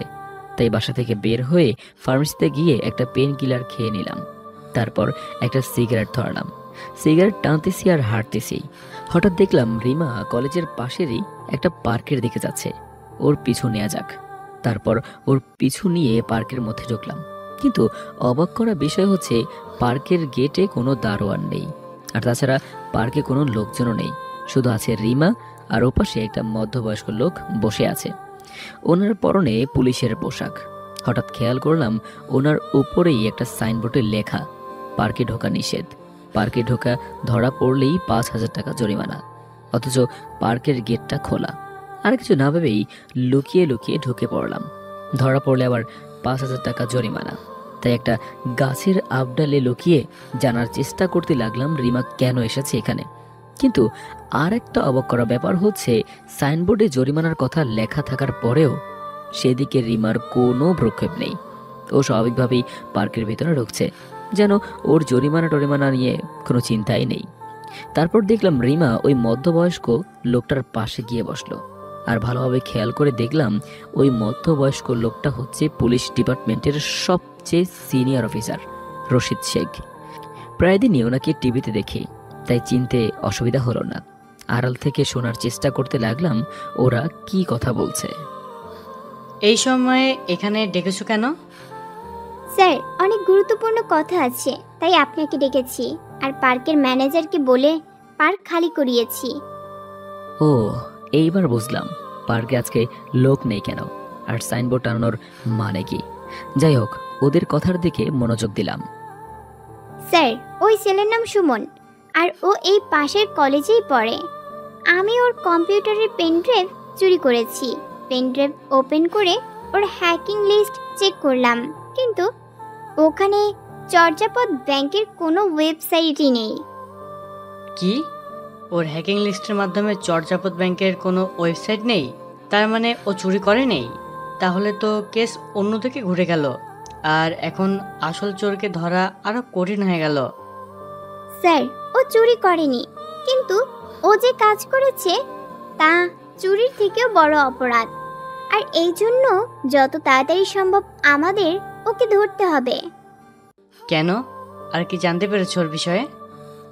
ওর হ্যাকিং লিস্টে আপনার অ্যাকাউন্ট আছে। মানে কি বলছো এসব? আমি ঠিকই বলছি স্যার। শুধু আপনি না, সকল সিনিয়র অফিসারের অ্যাকাউন্টই আছে, এবং সকল বড় বড় ব্যবসায়ীর অ্যাকাউন্টও আছে। কি? তার মানে এদের সবার অ্যাকাউন্ট ও হ্যাক করেছে? হ্যাঁ স্যার, আর এদের সবার সকল তথ্য ও ওর কম্পিউটারে পেয়ে যাচ্ছে। কি বলো? তাহলে ওকে যত তাড়াতাড়ি সম্ভব ধরতে হবে। ও সবার গোপনীয়তা নষ্ট করছে। ঠিক বলছেন স্যার। তারপর ওরা বুঝে ওঠার আগেই আমি সেখান থেকে লুকিয়ে চলে আসলাম। সোজা বাসায় এসে শুয়ে পড়লাম। হঠাৎ কলিং বেলটা বেজে উঠল। তাহলে কি পুলিশ আসলো নাকি? ভয়ে ভয়ে 1 পা 2 পা করে দরজার দিকে এগিয়ে আসলাম, কিন্তু দরজার সামনে গিয়ে দাঁড়িয়ে পড়লাম। দরজা খুলবো কি খুলবো না। লুকিয়ে থাকার থেকে দরজা খুলে দেই, যা হবার হবে। তারপর দরজা খুলতেই তো আমি অবাক হয়ে গেলাম, কারণ দরজার সামনে মা দাঁড়িয়ে আছে। বড় একটা দীর্ঘশ্বাস ফেললাম।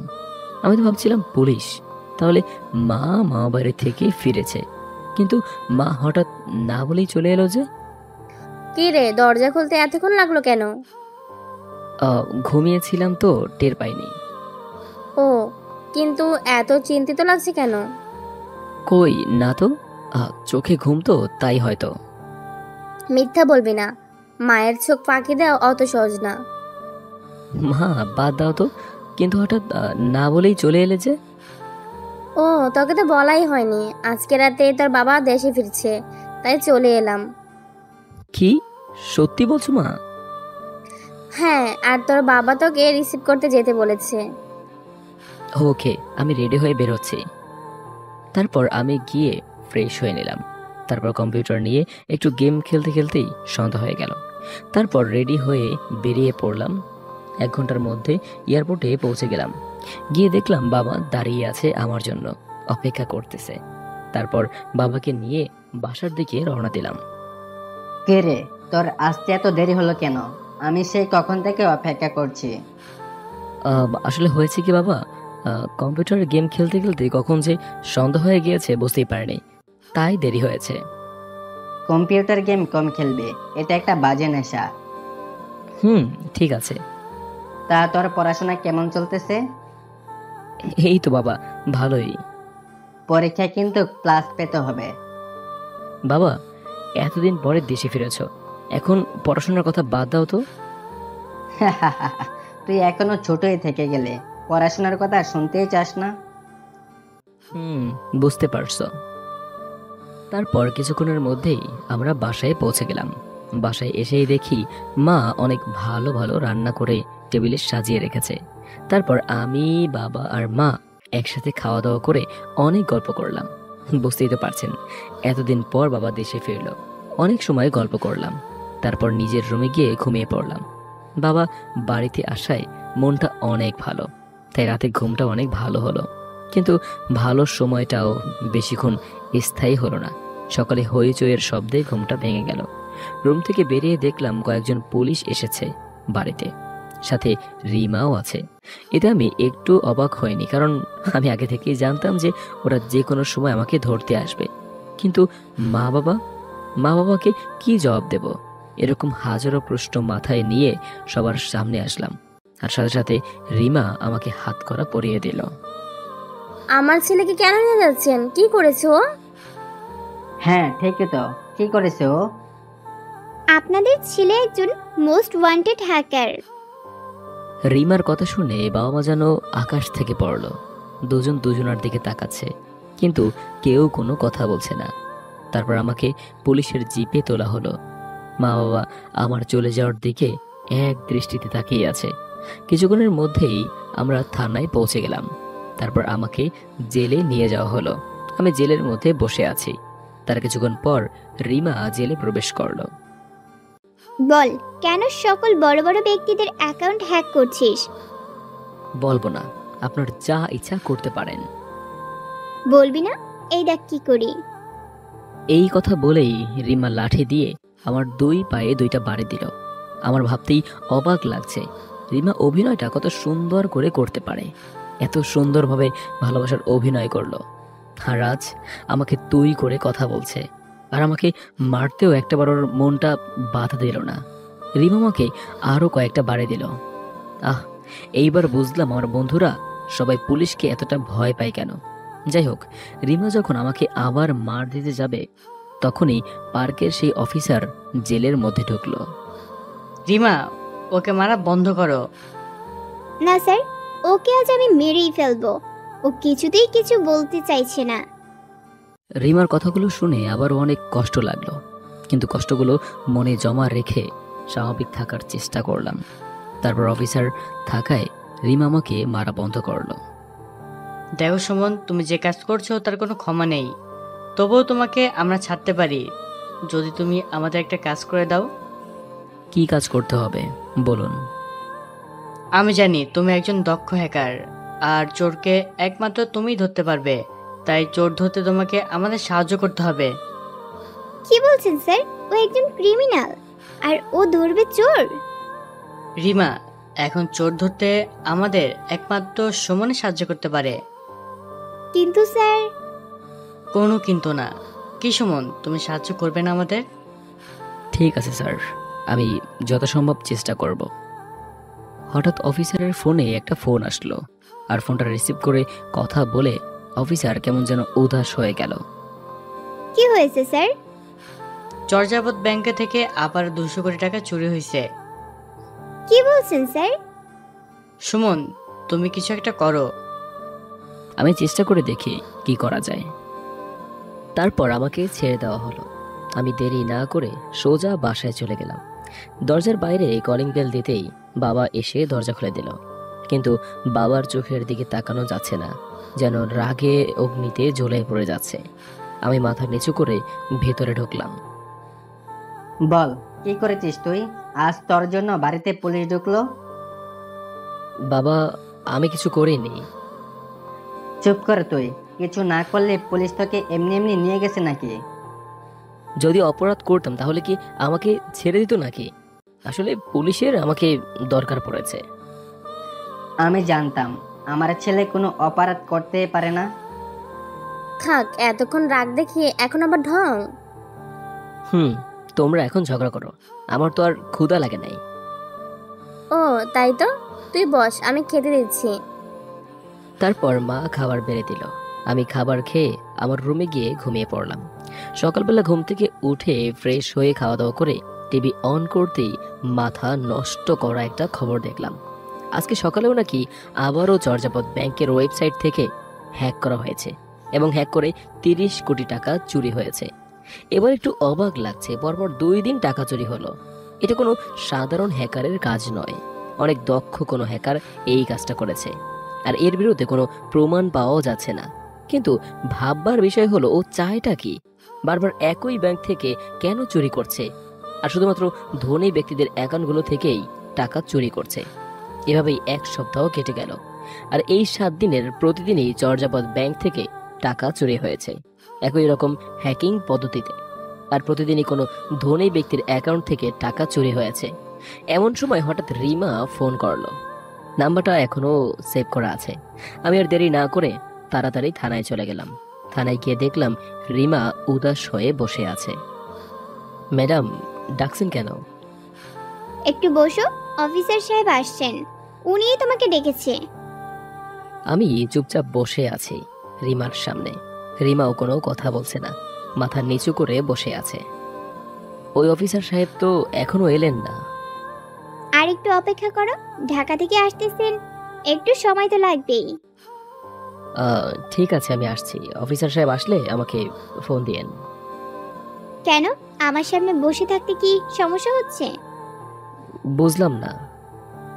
সরি, প্লিজ আমাকে ক্ষমা করে দাও। আরে ম্যাডাম, কি বলছেন এসব? কেউ শুনলে কি ভাববে? আমি তোমার সাথে অন্যায় করেছি, তাই ক্ষমা চাচ্ছি, এত ভাবার কি আছে? আরে কি বলছেন আপনি? আবার কি অন্যায় করেছেন? প্লিজ আমাকে ক্ষমা করে দাও। আমি জানি আমি যেটা করেছি সেটা অনেক খারাপ করেছি। আরে আজব তো, আপনাকে এই আদেশ দেওয়া হয়েছিল আমার সাথে ভালোবাসার অভিনয় করে আমার সম্পর্কে সকল তথ্য নেয়ার, আর আপনি সেটাই করেছেন। এতে অন্যায়ের কি আছে?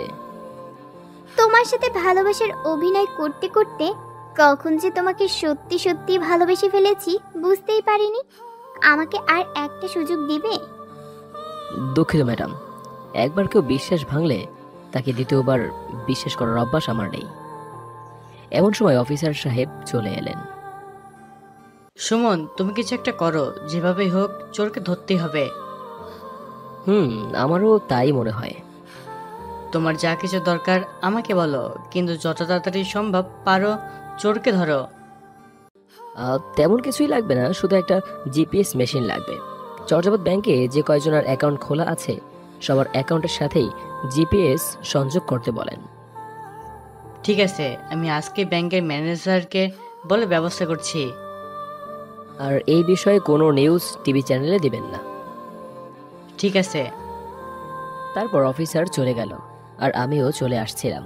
কিছু দূর যেতেই পিছন থেকে রিয়া হাত টেনে ধরল। হাত ছাড়ুন। ছাড়ার জন্য তো ধরিনি। আপনি যদি মনে করেন যে আপনার নরম কথায় আমার মন গলবে, তাহলে ভুল ভাবছেন। ওরকম নরম মন আমার না। বলেই হাতটা ছাড়িয়ে নিয়ে চলে আসছিলাম, আর রিমা পিছন থেকে বলছিল, বিয়ে যদি কাউকে করি তাহলে তোমাকেই করব, পারলে আটকিও। আমি পিছনে কান না দিয়ে সোজা বাসায় চলে আসলাম। বাসায় এসে দিলাম এক ঘুমে বিকেল হয়ে গিয়েছে। ঘুম থেকে উঠতেই অফিসার সাহেবের ফোন। সুমন, ব্যাংকের সকল অ্যাকাউন্টেই জিপিএস সংযোগ দেওয়া হয়ে গেছে। ঠিক আছে, দেখছি কি করা যায়। তারপর ফোনটা কেটে দিয়ে গোসল করে খাওয়া দাওয়া করে নিলাম। আর এখন আর কম্পিউটারের সামনে বসতে ইচ্ছে করছে না। রাতে দেখবো না কি করা যায়। তারপর বাড়ি থেকে বেরিয়ে এলাম আড্ডা দেওয়ার জন্য। সাকিবের কাছে একটা ফোন দিলাম। কিছুক্ষণের মধ্যে সাকিবও চলে আসলো। দুজনে গিয়ে রহিম চাচার চায়ের দোকানে বসলাম। চাচা, দুটো চা দাও তো। অপেক্ষা করো, দিচ্ছি।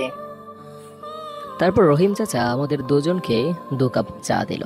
চা খেতে খেতে সাকিবকে সবকিছু খুলে বললাম। কি বলিস দোস্ত, চোর ধরতে পারলে তো তুই বিখ্যাত হয়ে যাবি। আর বিখ্যাত? কি খেয়ে যে হ্যাকিং শিখেছিলাম, তাহলে আজকে এই প্যারায় পড়তে হতো না। তবে যাই হোক, কিন্তু রিমাকে তোর মেনে নেওয়া উচিত, কারণ ওর তো কোনো অন্যায় দেখছি না। ও যা করেছে ওটা ওর ডিউটি ছিল। তুই তো জানিসই, আমি একবার কাউকে অবিশ্বাস করলে তাকে আর বিশ্বাস করতে পারি না। যাই করিস ভেবে করিস। আচ্ছা, চল এখন বাসায় যাই। চল। তারপর রহিম চাচাকে চায়ের বিলটা দিয়ে বাসায় চলে আসলাম। আর কলিং বেল দিতেই দরজাটা খুলে গেল। কিন্তু অবাক করা বিষয় হলো, দরজার সামনে রিমা দাঁড়িয়ে আছে। আমি কিছু না বলে ভিতরে চলে গেলাম। মা, মা, এই মেয়ে এখানে কি করছে? এখানে কি করছে মানে? ও আমার হবু বৌমা। কি বলছো এসব? কিন্তু কিভাবে? কিভাবে আবার? আমার কি আর কোনো ছেলে আছে নাকি? ও তোর হবু বউ। বুঝছি। বয়সের সাথে সাথে তোমার মাথারও সমস্যা হয়ে গিয়েছে, ডক্টর দেখাও। বলেই আমি আমার রুমে চলে এলাম। দেখলাম রিমা মুচকি হাসি হাসছে। তোর হাসি বের করতেছি। এখন তর্ক করার মতো মুড আমার নেই, তাই তেমন কিছুই বললাম না। রুমে এসে কম্পিউটারের সামনে বসলাম। কিছুক্ষণ পরেই আমার পিছনে কারো উপস্থিতি অনুভব করলাম। পিছনে তাকিয়ে দেখি রিমা দাঁড়িয়ে আছে। আপনি আমার রুমে আসার সাহস কোথায় পেলেন? আমার হবু স্বামীর রুমে আমি আসছি, তাতে তোমার কি? বের হয়ে যান এখান থেকে, আমার কাজে ডিস্টার্ব হচ্ছে। কোনো ডিস্টার্ব হবে না, আমি চুপচাপ দাঁড়িয়ে থাকবো। আপনি যাবেন নাকি আমি অফিসার সাহেবকে ফোন করে বলবো যে আপনিই আমার কাজে বিরক্ত করছেন? থাক, বলতে হবে না, যাচ্ছি। তারপর রিমা চলে গেল। আমি নিজের কাজে মনোযোগ দিলাম। চর্যাপদ ব্যাংকের ওয়েবসাইটে ঢুকে ব্যাংকে যাদের যাদের অ্যাকাউন্ট খোলা আছে সবার অ্যাকাউন্ট হ্যাক করে ট্র্যাকিং করে রাখলাম। এখন যদি অন্য কেউ আর এই ব্যাংকের কোনো ওয়েবসাইট হ্যাক করে, তাহলে অটোমেটিকভাবে তার অ্যাকাউন্ট হ্যাক হয়ে আমার কম্পিউটারে চলে আসবে। তারপর কম্পিউটার অফ করে খাওয়া দাওয়া করতে ডাইনিং রুমে গেলাম, কিন্তু খাওয়াটাই নষ্ট হয়ে গেল। সুমন, কালকে তোমার আর রিমার বিয়ে। বাবা, কি বলছো এসব? ফাজলামির একটা লিমিট থাকে। আমি কোনো ফাইজলামি করছি না। কালকে বলছে, কালকে বিয়ে। কালকে কেন? আমি কোনোদিনও এই মেয়েকে বিয়ে করতে পারবো না। তুমি তো জানোই আমি একবার যেটা বলি সেটাই। আমার আর কিছুই করার নেই, কারণ বাবা যেটা একবার বলেছে সেটা করবেই। আর তার মুখের উপর কথা বলার সাহস আমার নেই। যে রাগ বাবা নিউক্লিয়ার বোমের মতো করে ফাটে। আর কি করব? দুঃখ ভরা ক্লান্ত মন নিয়ে খাওয়া দাওয়া করে রুমে চলে আসলাম। এসে দিলাম একটা ঘুম। ঘুম থেকে উঠে ফ্রেশ হয়ে টিভি অন করতেই দেখলাম আজকেও চর্যাপদ ব্যাংক থেকে 50 কোটি টাকা চুরি হয়েছে। তারপর আমি আর দেরি না করে তাড়াতাড়ি কম্পিউটারের কাছে চলে গেলাম, কারণ যেই টাকা চুরি করুক না কেন তার অ্যাকাউন্ট হ্যাক হয়ে আমার কম্পিউটারে চলে আসবে। তারপর তাড়াহুড়ো করে কম্পিউটার অন করে দেখতে পেলাম একটা অ্যাকাউন্ট হ্যাক হয়ে আমার কম্পিউটারে চলে এসেছে। বুঝতে বাকি রইল না যে এটা আসল চোর। কিন্তু অ্যাকাউন্টের ভিতর ঢুকে যা দেখলাম তার জন্য আমি মোটেও প্রস্তুত ছিলাম না। কারণ অ্যাকাউন্টটা সেই রিপোর্টারের। সর্বপ্রথমবার টাকা চুরি হওয়ার পর অফিসারকে যেই রিপোর্টার ইন্টারভিউ নিয়েছিল। কিন্তু আমার এই বিষয়টা কোনোভাবেই মাথায় ঢুকছে না যে একজন রিপোর্টার কেন ব্যাংক থেকে এত টাকা চুরি করবে, তাও আবার একই ব্যাংক থেকে বারবার। সবথেকে বেশি অবাক করার বিষয় হলো একজন রিপোর্টার হয়ে সে এত নিখুঁতভাবে হ্যাক করে কিভাবে। আমাকে এই সব কিছু জানতেই হবে, আর এই জন্য প্রথমে আমাকে ওই রিপোর্টারের সাথে দেখা করতে হবে। অ্যাকাউন্ট থেকে রিপোর্টারের নাম ঠিকানা সংগ্রহ করলাম। ওনার নাম মাইকেল রবার্ট। নামটা দেখে অবাক হলাম, কারণ একজন বাঙালির নাম কিভাবে মাইকেল রবার্ট হয়? হয়তো ছদ্মনাম দিতে অ্যাকাউন্ট তৈরি করেছে। তারপর যাই হোক, আবার নতুন করে টাকা চুরি হওয়ার আগেই আমাকে মাইকেল রবার্টের সাথে দেখা করতে হবে। তাই দেরি করা ঠিক হবে না, কালকেই দেখা করতে হবে। কিন্তু কালকে তো রিমার সাথে আমার বিয়ে। না, বাবাকে বোঝাতে হবে, কারণ বিয়ের চক্করে পড়ে আমি চোরকে ধরার এই সুযোগটা হাতছাড়া করতে চাচ্ছি না। তারপর কম্পিউটার অফ করে বাবার রুমে গেলাম। বাবা, ভিতরে আসবো? হ্যাঁ আয়, এতে অনুমতি নেওয়ার কি আছে? বাবা, তোমার সাথে আমার কিছু কথা ছিল। যা বলার বল, কিন্তু বিয়ে ভাঙার কথা বলবি না। ঠিক আছে, কিন্তু বিয়েটা কালকেই কেন? কয়েকদিন পর হলে কি সমস্যা? কেন, রিমাকে বিয়ে করতে তোর কোনো সমস্যা? না, সমস্যা নেই, কিন্তু আমার নিজেকে প্রস্তুত করতে একটু সময় লাগবে। বিয়েটা 7-8 দিন পরে হলে কি কোনো সমস্যা হবে? আচ্ছা ঠিক আছে, বিয়েটা তাহলে সামনের সপ্তাহে হোক, কিন্তু এরপর আর কোনো কথা বলবি না। ঠিক আছে বাবা। তারপর বাবার রুম থেকে চলে এলাম। আমার রুমে আসতেই দেখি রিমা আমার বিছানায় বসে আছে। কি মিস্টার, কোথায় গিয়েছিলেন? বাইরে গেছিলাম একটু। আমি জানি তুমি বিয়ে ভাঙার জন্য আঙ্কেলের সাথে কথা বলতে গেছিলে, কিন্তু লাভ নেই। আমি জানি তোমার বাবা যখন একবার বলেছে কালকে তোমার আমার বিয়ে দিবে, তো দিবেই। তা তো দিবেই, কিন্তু কালকে না, সামনের সপ্তাহে। যাই হোক, কিন্তু তোমার আমার বিয়েটা তো হবেই। হাজার চেষ্টা করেও তুমি বিয়ে ভাঙতে পারবা না। এখন যান, ঘুমান গিয়ে। আমি তো তোমার রুমে ঘুমাবো। মানে কি? দেখুন, ফাজলামি সবসময় ভালো লাগে না। যান বলছি আমার রুম থেকে। যেতে পারি একটা শর্তে। কি শর্ত? তুমি যদি আমাকে ক্ষমা করে দাও তাহলে যাব, আর নইলে এখানেই থাকবো। ক্ষমা? কিন্তু কিসের জন্য? আমি জানি তুমি আমার উপর এখনো রাগ করে আছো, কিন্তু বিশ্বাস করো, আমি তোমার সাথে ভালোবাসার অভিনয় করতে গিয়ে সত্যি তোমাকে ভালোবেসে ফেলেছি। আরে, আমি ওতে কিছু মনে করিনি। কিছু যদি মনে না করো, তাহলে আমাকে বিয়ে করতে সংকোচ করছো কেন? জানি না। তার মানে তুমি আমাকে ক্ষমা করোনি। ঠিক আছে, তাহলে আমিও যাব না। আজকে তোমার এই রুমেই থাকবো। ওকে, ক্ষমা করেছি, এখন তো যান।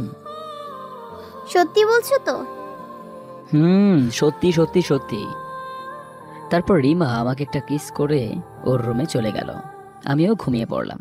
সকালে ঘুম থেকে উঠে ফ্রেশ হয়ে খাওয়া দাওয়া করেই বেরিয়ে পড়লাম, আর নিজের নিরাপত্তার জন্য প্যান্টের সাথে একটা ছুরি গুজে নিলাম। তারপর মাইকেল রবার্টের অ্যাকাউন্ট থেকে পাওয়া ঠিকানা অনুযায়ী সেখানে চলে গেলাম। আর সেখানে যেতে 4 ঘন্টা সময় লাগলো। যদিও এত সময় লাগতো না, কিন্তু রাস্তায় অনেক জ্যাম থাকার কারণে এত সময় লেগেছে। তারপর মাইকেল রবার্টের বাড়ির সামনে দাঁড়িয়ে আছি। আশেপাশের রাস্তাঘাট একদম নির্জন, তেমন কোনো জনবসতি নেই। সাধারণত অপরাধীদের বাড়ি এরকম নির্জন জায়গাতেই থাকে। তারপর দরজায় টোকা দিতেই দেখলাম দরজাটা আগে থেকেই খোলা, কিন্তু ভিতরে ঢুকতে একটু ভয়ই লাগছে। এত বড় বাড়ি, আশেপাশে জনবসতি নেই, আবার বাড়ির দরজাটাও খোলা। এটা আমাকে মারার কোনো ফাঁদ নয় তো? হয়তো ও আগে থেকেই জেনে গিয়েছে যে আমি আসছি, তাই আমার জন্য ফাঁদ তৈরি করে রেখেছে। আর যেহেতু ও একজন দক্ষ হ্যাকার, তাই আমার এখানে আসার খবর আগে থেকে জানা ওর কাছে কোনো কঠিন কাজ নয়। যাই হোক, বেশি ভয় না করে আস্তে আস্তে ঘরের ভেতরে ঢুকলাম। কিন্তু ভিতরে ঢুকে আমি যা দেখলাম তাতে যেন আমার পায়ের নিচ থেকে মাটি সরে গেল। কারণ সোফার উপরে মাইকেলের গলা কাটা লাশ পড়ে আছে। কেউ ওকে খুন করে সোফার উপর রেখে গিয়েছে। ছুরিটা এখনো গলার সাথেই লেগে আছে। ভয়ে আমার শরীরের সবগুলো লোম দাঁড়িয়ে গিয়েছে। কি করতে পারে এই কাজ? এমন একটা অপরাধীকে যে খুন করেছে সে নিশ্চয়ই আরো অনেক বড় অপরাধী। পাশেই বড় টেবিলের উপর দেখতে পেলাম কম্পিউটারে ব্যবহৃত কিছু জিনিসপত্র, যেগুলো কম্পিউটারের সাথে ব্যবহার করা হয়, কিন্তু সেখানে কোনো কম্পিউটার নেই। নিচে একটা পেন ড্রাইভ পড়ে আছে, কিন্তু সেটার ভিতর মেমোরি কার্ড নেই। তার মানে কেউ মাইকেলকে খুন করে ওর কম্পিউটার সহ সকল তথ্য চুরি করে নিয়ে গিয়েছে। তারপর আমি দ্রুত প্রত্যেকটি রুম খুঁজতে লাগলাম, যদি কোনো ক্লু পাই। অবশেষে একটি রুম থেকে আরেকটি পেন ড্রাইভ পেলাম, আর এটার ভিতর মেমোরি কার্ডও আছে। পেন ড্রাইভটা পকেটে ঢুকিয়ে নিয়ে চলে আসলাম। এমন সময় কয়েকজন পুলিশ এসে আমাকে ধরে ফেলল। এভাবে লাশের সামনে আমাকে দেখে ওদের ধারণা আমিই খুন করেছি। কিন্তু এই নির্জন জায়গায় খুনের খবর পুলিশ পেল কিভাবে? তার মানে সত্যি এটা আমাকে ধরার কোনো ফাঁদ ছিল। কিন্তু ফাঁদটি মাইকেল তৈরি করেনি, করেছে অন্য কেউ, কোনো তৃতীয় ব্যক্তি। আর সেই তৃতীয় ব্যক্তি হলো আসল অপরাধী, যে কোনোভাবে জেনে গিয়েছিল আমি মাইকেলের সাথে দেখা করতে আসব। তাই সে মাইকেলকে খুন করে পালিয়ে যায়। আর আমি এখানে আসার পর সে পুলিশকে ফোন করে। যাই হোক, এখন পুলিশকে আমি যাই বলি না কেন তারা আমার কোনো কথাই শুনবে না। তাই কোনো কথা না বলে চুপচাপ ওদের সাথে চলে আসছিলাম। কিন্তু হঠাৎই মনে পড়লো যে ছুরি তো লাশের গলার সাথেই আছে, আর ছুরি থেকে ফিঙ্গারপ্রিন্ট নিলেই তো প্রমাণ হয়ে যাবে যে আমি খুন করিনি। স্যার, আপনারা ওই ছুরিটার ফিঙ্গারপ্রিন্ট নিন, তাহলে প্রমাণ হয়ে যাবে যে আমি খুনটা করিনি। সেটা তোকে বলতে হবে না, আমরা এমনিতে ছুরির ফিঙ্গার নিব। যাক, অবশেষে একটু স্বস্তি পেলাম। চুপচাপ পুলিশের সাথে চলে গেলাম। আমাকে জেলে আটকে রাখা হলো। সন্ধ্যার একটু পর একজন পুলিশ আমার কাছে আসলো। কি হলো স্যার, এবার তো বুঝলেন আমি খুনটা করিনি? ছুরিতে কোনো ফিঙ্গারপ্রিন্ট নেই। অনেক চালাক তুই, তাই না? খুন করে ছুরি থেকে ফিঙ্গারপ্রিন্ট মুছে ফেলেছিস, যাতে কোনো প্রমাণ না থাকে। কি? ছুরিতে কোনো ফিঙ্গারপ্রিন্ট নেই? আমার পক্ষে একটা আশাই ছিল, বাট সেটাও নাই হয়ে গেল। আমি অনেক বোঝানোর চেষ্টা করলাম, কিন্তু পুলিশরা আমার কোনো কথাই শুনল না। আসল খুনি অনেক বুদ্ধি খাটিয়ে প্ল্যানটা তৈরি করেছে, তাই খুন করে ফিঙ্গারপ্রিন্টটাও মুছে দিয়েছে, যাতে আমার পক্ষে কোনো প্রমাণ না থাকে। এদিকে রাতে একজন পুলিশ এসে জানিয়ে দিয়ে গেল যে সামনের মাসে আমাকে কোর্টে পাঠানো হবে। সকালে ঘুম ভাঙতেই দেখলাম রিমা তার উকিল নিয়ে এসেছে আমার জামিন করানোর জন্য, এবং তার সাথে বাবাও এসেছে। তারপর আমাকে ছেড়ে দেওয়া হলো। বাবা, আমি, রিমা বাসায় চলে আসলাম। আর বাসায় এসে দেখি মা মনমরা হয়ে বসে আছে। বাবা, তুমি কি বিশ্বাস করো যে আমি কাউকে খুন করতে পারি? যদি বিশ্বাস করতাম তাহলে তোকে ছাড়িয়ে আনতে যেতাম না। আমি জানি আমার ছেলে কখনো এমন কাজ করতে পারে না। যাই হোক, মনে মনে অনেকটা শান্তি লাগছে এমন বাবা মাকে পেয়ে। তারা আমাকে অনেক বিশ্বাস করে। কিন্তু এগুলো বলে এখন লাভ নেই। সামনের মাসে তোমাকে কোর্টে পাঠানো হবে। তার আগেই তোমাকে প্রমাণ করতে হবে তুমি খুনি নাও। আমি নিজে পুলিশ বলে এত তাড়াতাড়ি জামিন করতে পারলাম, কিন্তু কোর্টে পাঠানো থেকে আটকানোর ক্ষমতা আমার নেই। প্রমাণ তো আমি করবই, যেভাবেই হোক। একটা দিক দিয়ে ভালোই হলো, হবু বউ পুলিশ ছিল বলেই এত তাড়াতাড়ি ছাড়া পেলাম। তারপর ফ্রেশ হয়ে খাওয়া দাওয়া করে রুমে গিয়ে বসে আছি আর ভাবছি যে কিভাবে প্রমাণটা বের করব যে আমি নির্দোষ। হঠাৎই মনে পড়লো মাইকেলের বাড়ি থেকে একটা পেন ড্রাইভ পেয়েছিলাম। তাড়াতাড়ি কম্পিউটার অন করে পেন ড্রাইভটা ওপেন করলাম। দেখে মনে হচ্ছে এই পেন ড্রাইভ থেকে তথ্য কপি করে পেন ড্রাইভে রাখা হয়েছে।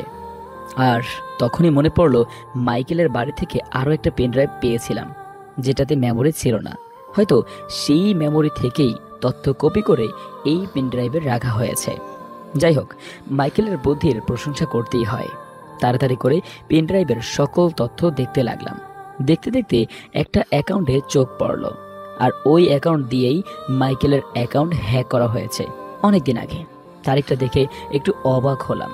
কারণ সর্বপ্রথম যেদিন মাইকেলের অ্যাকাউন্ট দিয়ে চর্যাপদ ব্যাংকের টাকা চুরি করা হয়েছিল তার আগের দিনই এই অ্যাকাউন্ট দিয়ে মাইকেলের অ্যাকাউন্ট হ্যাক করা হয়েছে। তার মানে এই চুরিগুলো মাইকেল করেনি, করেছে অন্য কেউ। সে মাইকেলের অ্যাকাউন্ট হ্যাক করে তারপর মাইকেলের অ্যাকাউন্ট দিয়ে চুরি করেছে। তার মানে মাইকেল কোনো হ্যাকার না, আসল হ্যাকার এবং চোর সেই ব্যক্তি যে মাইকেলের অ্যাকাউন্ট হ্যাক করে তারপর মাইকেলের অ্যাকাউন্ট দিয়েই চুরি করেছে। তাড়াতাড়ি ওই অ্যাকাউন্টে ঢুকলাম আসল পরিচয়টা জানার জন্য। কিন্তু অ্যাকাউন্টে ঢুকে যা দেখলাম তাতে আমার মাথায় আকাশ ভেঙে পড়ার মতো অবস্থা। না, এটা কিছুতেই হতে পারে না, হয়তো আমি ভুল দেখছি। চোখে মুখে একটু জল দিয়ে আসলাম, তারপরেও সেই একই জিনিস দেখছি।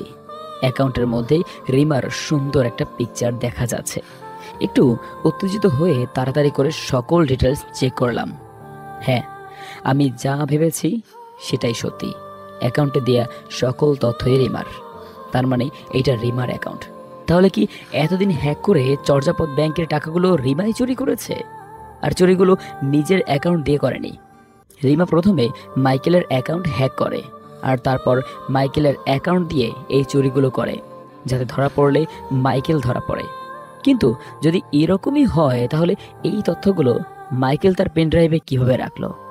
তার মানে রিমা যে মাইকেলের অ্যাকাউন্ট দিয়ে চুরি করছে এটা মাইকেল জেনে গিয়েছিল, তাই সবকিছু সে নিজের পেনড্রাইভে লুকিয়ে রাখে। আর আমি মাইকেলের বাসায় যাচ্ছি, এটা হয়তো রিমা কোনোভাবে বুঝে ফেলেছিল। তাই রিমা মাইকেলকে খুন করে পেনড্রাইভটা নিয়ে চলে যায় আর খুনের দায়ে আমাকে ফাঁসিয়ে দেয়। কিন্তু রিমা হয়তো এটা জানতো না যে মাইকেল আলাদা একটা নকল পেনড্রাইভ তৈরি করে রেখেছে। না না, এটা আমি কি ভাবছি? রিমা কেন এমন করবে? ও তো পুলিশ আর ও তো নিজেই চোরকে ধরার চেষ্টা করছে, কিন্তু ওর অ্যাকাউন্ট তো অন্য কথাই বলছে। তার মানে হয়তো রিমাকে যাতে কেউ সন্দেহ না করে সেই জন্য সে নিজেই চোর ধরার দায়িত্বটা নিয়েছে।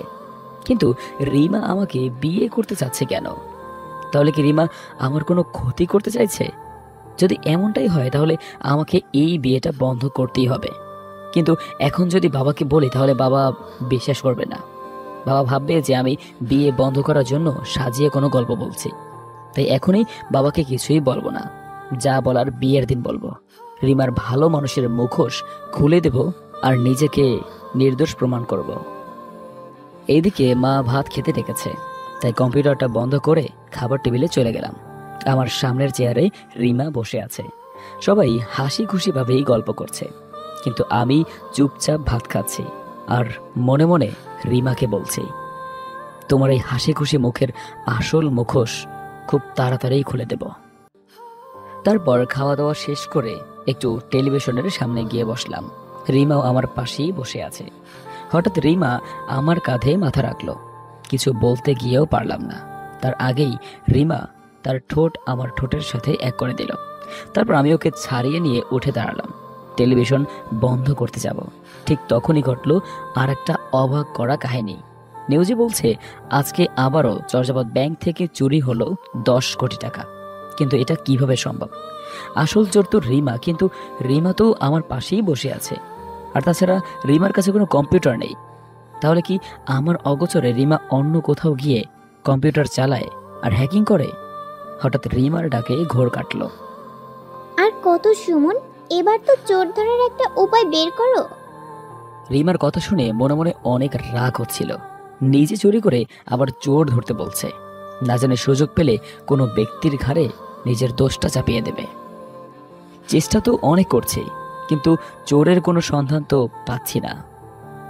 এভাবে চলতে থাকলে তো আমাদের দেশের অনেক ক্ষতি হয়ে যাবে। আর তুমি একজন দক্ষ হ্যাকার, তাই অফিসার সাহেব চোর ধরার দায়িত্বটা তোমাকে দিয়েছে। হ্যাঁ, চোর তো খুব শীঘ্রই ধরা পড়বে, শুধু সময়ের অপেক্ষা। বুঝলাম না। কিছু না, দেখছি আমি কি করা যায়। এমন সময় অফিসার সাহেব ফোন দিলেন। হ্যালো সুমন, নিউজ দেখেছো? আজকে ব্যাংক চুরি হয়েছে। সাংবাদিকরা তো আমাকে পাগল করে দিচ্ছে। তুমি তাড়াতাড়ি কিছু একটা করো। আমি এখনই আপনার বাসায় আসছি, আর সাথে চোরকেও ধরে আনছি। কি বলছো? চোরকে কি ধরে ফেলছো? আপনি শুধু একটু অপেক্ষা করেন। তারপর ফোনটা কেটে দিলাম। কি হলো? তুমি স্যারকে যে বললা চোরকে ধরে নিয়ে আসছো, তুমি এখন চোর কোথায় পাবা? তুমি চলো আমার সাথে, তারপরেই দেখতে পারবা চোরকে কোথায় পাই। ঠিক আছে, সত্যি যদি চোরের সন্ধান পেয়ে থাকো তাহলে তাড়াতাড়ি চলো। তারপর কলিং বেল দিতেই অফিসার সাহেব এসে দরজা খুলে দিলেন। তুমি এসেছো সুমন, কিন্তু তুমি বললে যে চোরকে ধরে আনবা, তাহলে চোর কোথায়? এই যে স্যার, চোর আমার পাশেই দাঁড়িয়ে আছে। মানে কি বলছো তুমি এসব? স্যার, আমি ঠিকই বলছি, রিমাই হচ্ছে আসল চোর। সুমন, এগুলো কি বলছো তুমি? রিমা একজন পুলিশ অফিসার। স্যার, আমি ঠিকই বলছি, পুলিশের পোশাকের আড়ালে থেকে এই চুরিগুলো রিমাই করছে। হ্যাঁ, আমি চুরি করেছি, কিন্তু সবগুলো চুরি আমি করিনি। শুধু প্রথম চুরিটা আমি করেছিলাম, সেটাও আবার অফিসার সাহেবের কথায়। চুপ করো তুমি, নিজে চুরি করে আবার অফিসার সাহেবের উপর দোষ চাপিয়ে দিচ্ছ। হ্যাঁ সুমন, রিমা ঠিকই বলছে, ও শুধু প্রথম চুরিটাই করছিল, তাও আবার আমার কথাতেই। কি? তার মানে আপনিও এই চুরির সাথে জড়িত? আগে আমার কথা তো শুনবা। বলুন। আসলে একজন ব্যবসায়ী অনেক পরিমাণে অবৈধ টাকা জমা করেছিল ব্যাংকে, আর সেটা তদন্ত করে পুলিশ ডিপার্টমেন্ট জেনে যায়। তাই হাই কমিশনার আমাদের অর্ডার দেয় সেই ব্যবসায়ের অ্যাকাউন্টের সব টাকা হ্যাক করে নিতে। তাই আমরা সেই ব্যবসার অ্যাকাউন্ট থেকে টাকা হ্যাক করে 400 কোটি টাকা চুরি করি। কিন্তু তারপরে যে চুরি হয়েছে সেগুলো সম্পর্কে আমরা কিছুই জানি না। ও, তাহলে এই ব্যাপার। হ্যাঁ, কিন্তু হাই কমিশনার এখন আমাদের সন্দেহ করছে, আর এখন একমাত্র তুমিই পারো আসল চোরকে ধরতে। ওকে, আমি চেষ্টা করব। কিন্তু রিমা, তুমি এত টাকা চুরি করলে কিভাবে? আমি প্রথমে মাইকেলের অ্যাকাউন্ট হ্যাক করি, আর তারপর মাইকেলের অ্যাকাউন্ট দিয়ে টাকা চুরি করি, যাতে কোনো প্রমাণ না থাকে।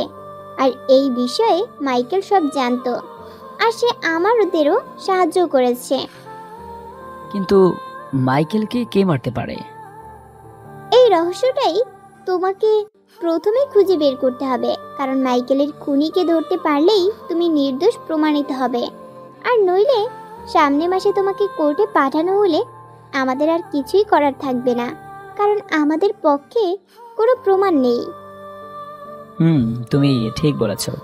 আচ্ছা রিমা, তুমি যখন মাইকেলের অ্যাকাউন্ট হ্যাক করেছো, তার মানে তুমিও তো একজন দক্ষ হ্যাকার। হ্যাঁ, আমি যখন কলেজে পড়তাম তখন পড়াশোনার পাশাপাশি হ্যাকিংয়ের ট্রেনিং নিতাম।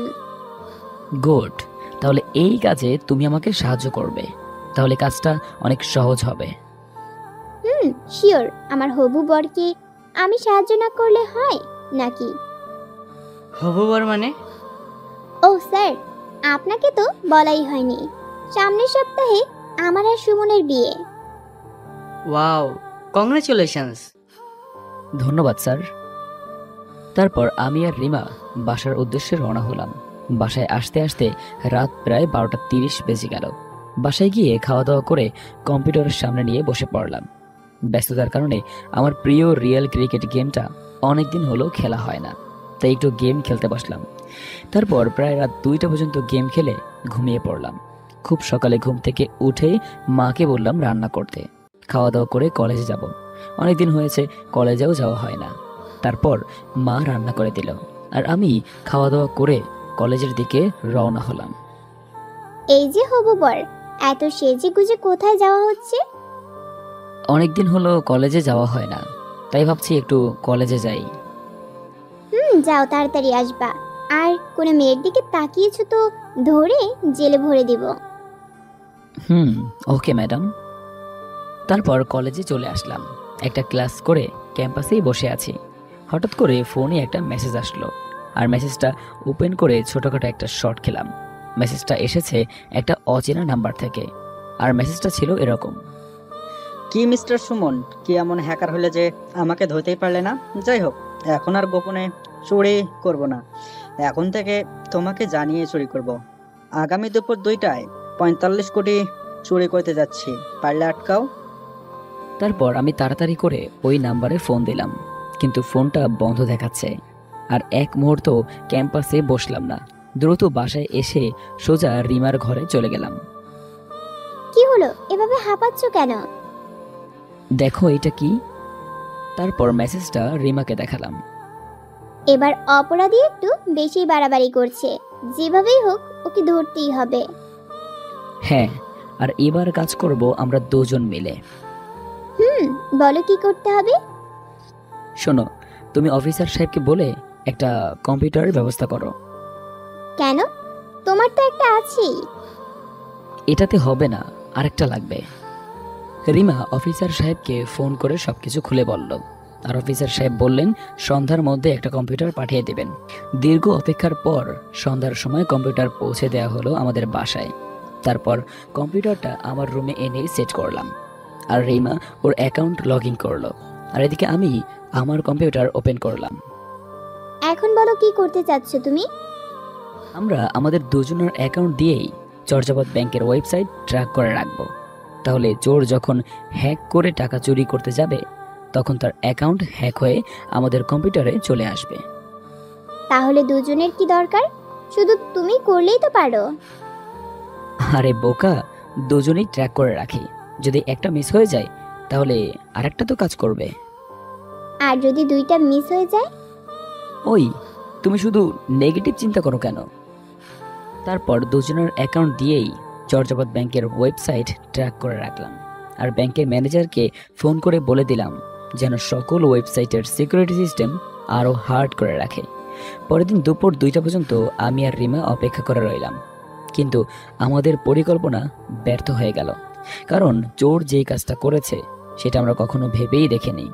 ও আমাদের ট্র্যাকিং সিস্টেমই হ্যাক করে নিয়েছে। এবার ভালো করেই বুঝতে পারলাম যে হ্যাকিংয়ে ও আমাদের থেকে এক ধাপ এগিয়ে। তখনই সেই অচেনা নাম্বার থেকে আবার একটা মেসেজ আসলো, আর মেসেজটা ছিল এরকম। কি মিস্টার সুমন, আমাকে তো ধরতে পারলে না। যাও, তোমাকে আর একটা সুযোগ দিচ্ছি। কালকে সকাল 7টায় আবার 100 কোটি চুরি করতে যাচ্ছি, তবে এবার আর চর্যাপদ ব্যাংক থেকে না। এবার লাস্ট টার্গেট কেন্দ্রীয় ব্যাংক, আর এই চুরির পরেই আমার টার্গেট সফল হবে। তারপর থেকে ব্যাংক চুরি সমাপ্ত ঘটবে। তারপর আমি এই মেসেজটা রিপ্লাই করলাম, তোর টার্গেট সফল হোক বা না হোক, তবে ব্যাংক চুরির সমাপ্ত এবার ঘটবেই। কারণ এবার তোকে ধরবই, সেটা যেভাবেই হোক। তারপর মেসেজটা রিমিকে পড়ে শোনালাম। আচ্ছা সুমন, ও যদি এবার কেন্দ্রীয় ব্যাংক থেকে চুরি করে, তাহলে তো প্রথমে ওকে কেন্দ্রীয় ব্যাংকের ওয়েবসাইটে জানতে হবে। ওয়েবসাইট না জানলে তো আর হ্যাক করতে পারবে না। তাতে কি? আমার জানা মতে প্রতিটা ব্যাংকের ওয়েবসাইট ব্যাংকের মধ্যে সাইনবোর্ডে ব্যাংকের অ্যাড্রেসের সাথে দেয়া থাকে। এটা তো স্বাভাবিক বিষয়। তাহলে তো ব্যাংকের ওয়েবসাইট জানতে ওই চোর কোনো ছদ্মবেশে আজ ব্যাংকের মধ্যে ঢুকবে। আসলেই তো, এটা তো একবারও ভেবে দেখিনি। এই না, তুমি আমাকে বোকা বললে? তুমি দেখছি আমার থেকে বড় বোকা। হ্যাঁ, সেটাই তো দেখছি, কিন্তু ব্যাংকে তো প্রতিদিনই অনেক মানুষ যায়, তাদের মধ্যে চোরকে তা বুঝবো কিভাবে? তাহলে আমি অফিসারকে ফোন করে বলি ব্যাংকের চারপাশে পুলিশ ফোর্স পাঠাতে। না, পুলিশ দেখলে চোর আগে থেকেই সাবধান হয়ে যাবে। তাহলে কি করতে চাইছো তুমি? আমরা স্যাটেলাইট ক্যামেরা হ্যাক করব। কি বলছো তুমি? এটা অনেক বড় অপরাধ। চোর ধরতে হলে এই অপরাধটা আমাদের করতেই হবে, আর এই বিষয়ে শুধু তুমি, আমি আর অফিসার সাহেব বাদে কেউ জানবে না। তারপর অফিসার সাহেবকে জানিয়ে আমি আর রিমা স্যাটেলাইট ক্যামেরা হ্যাক করলাম। তারপর স্যাটেলাইট ক্যামেরাতে দেখতে লাগলাম কে কে ব্যাংকে প্রবেশ করেছে। সকাল পর্যন্ত দেখলাম অনেকেই ব্যাংকে প্রবেশ করেছে, কিন্তু শুধু একজন ব্যক্তি, সে শুধু ব্যাংকের সাইনবোর্ডে একটু উকি দিয়ে আবার চলে গেল। তখনই বুঝতে পারলাম এটাই হলো আসল চোর। স্যাটেলাইট ক্যামেরার মাধ্যমে ওকে ফলো করতে লাগলাম। ও নিজের বাসায় যাওয়ার আগ পর্যন্ত ওকে ফলো করলাম। অবশেষে দেখলাম ও একটা বাসায় ঢুকলো, আর তার কিছুক্ষণ পরেই কেন্দ্রীয় ব্যাংক থেকে হ্যাকিংয়ের মাধ্যমে টাকা চুরি হলো। তখনই বুঝতে পারলাম ওটাই ওর বাসা, আর বাসায় যেয়েই ও প্রথমে ব্যাংকের ওয়েবসাইট হ্যাক করেছে। আমি আর রিমা অফিসার সাহেবকে বলে বেরিয়ে পড়লাম আসল চোর ধরতে। সাথে কোনো পুলিশ ফোর্স নিলাম না, যদিও পালিয়ে যায় সেই জন্য। তাই শুধু আমি আর রিমা গেলাম। এদিকে সাংবাদিকরা এসে অফিসার সাহেবকে ঘিরে ধরেছে। স্যার, শুনলাম ব্যাংক চোর নাকি ধরা পড়েছে। হ্যাঁ, আমার অ্যাসিস্ট্যান্ট সুমন আর রিমা সহকারিতার সাথে চোরের সন্ধান বের করছে, আর ওরা কিছুক্ষণ আগেই চোরকে ধরতে বেরিয়ে পড়ছে। ঠিক আছে, তাহলে আমরা অপেক্ষা করি। ওনারা চোরকে ধরে নিয়ে আসলেই আমরা লাইভ টেলিকাস্ট করব। ঠিক আছে। তারা সবাই সুমন আর রিমার জন্য অপেক্ষা করতে লাগলো, কিন্তু সুমন আর রিমা আর ফিরে এলো না। এভাবে কয়েক মাস কেটে গেল, কিন্তু সুমন আর রিমার কোনো খবর পাওয়া যায়নি। সবাই মনে করে চোরকে ধরতে যাওয়ার পর হয়তো ওরা সুমন আর রিমাকে মেরে ফেলেছে। ওরা নিখোঁজ হওয়ার পরে পুলিশ ফোর্স অনেক খুঁজেছিল, কিন্তু তারা ব্যাংক চোরেরও কোনো সন্ধান পায়নি, আর সুমন আর রিমারও কোনো সন্ধান পায়নি। আর অফিসার সাহেব প্রায় 5 বছর আগে হৃদরোগে মৃত্যুবরণ করেন। তবে সবচেয়ে বড় বিষয় হলো সুমন আর রিমা নিখোঁজ হওয়ার পরে আর কোনো ব্যাংক থেকেই টাকা চুরি হয়নি। কিন্তু সুমন আর রিমা কোথায় আছে? তারা কি আজও বেঁচে আছে নাকি মরে গেছে? তা আজও সবার কাছে একটা রহস্য হয়ে গেছে। তবে অধিকাংশ মানুষই মনে করে হয়তো চোরকে ধরতে গিয়ে চোরের হাতে মৃত্যু হয়েছে সুমন আর রিমার।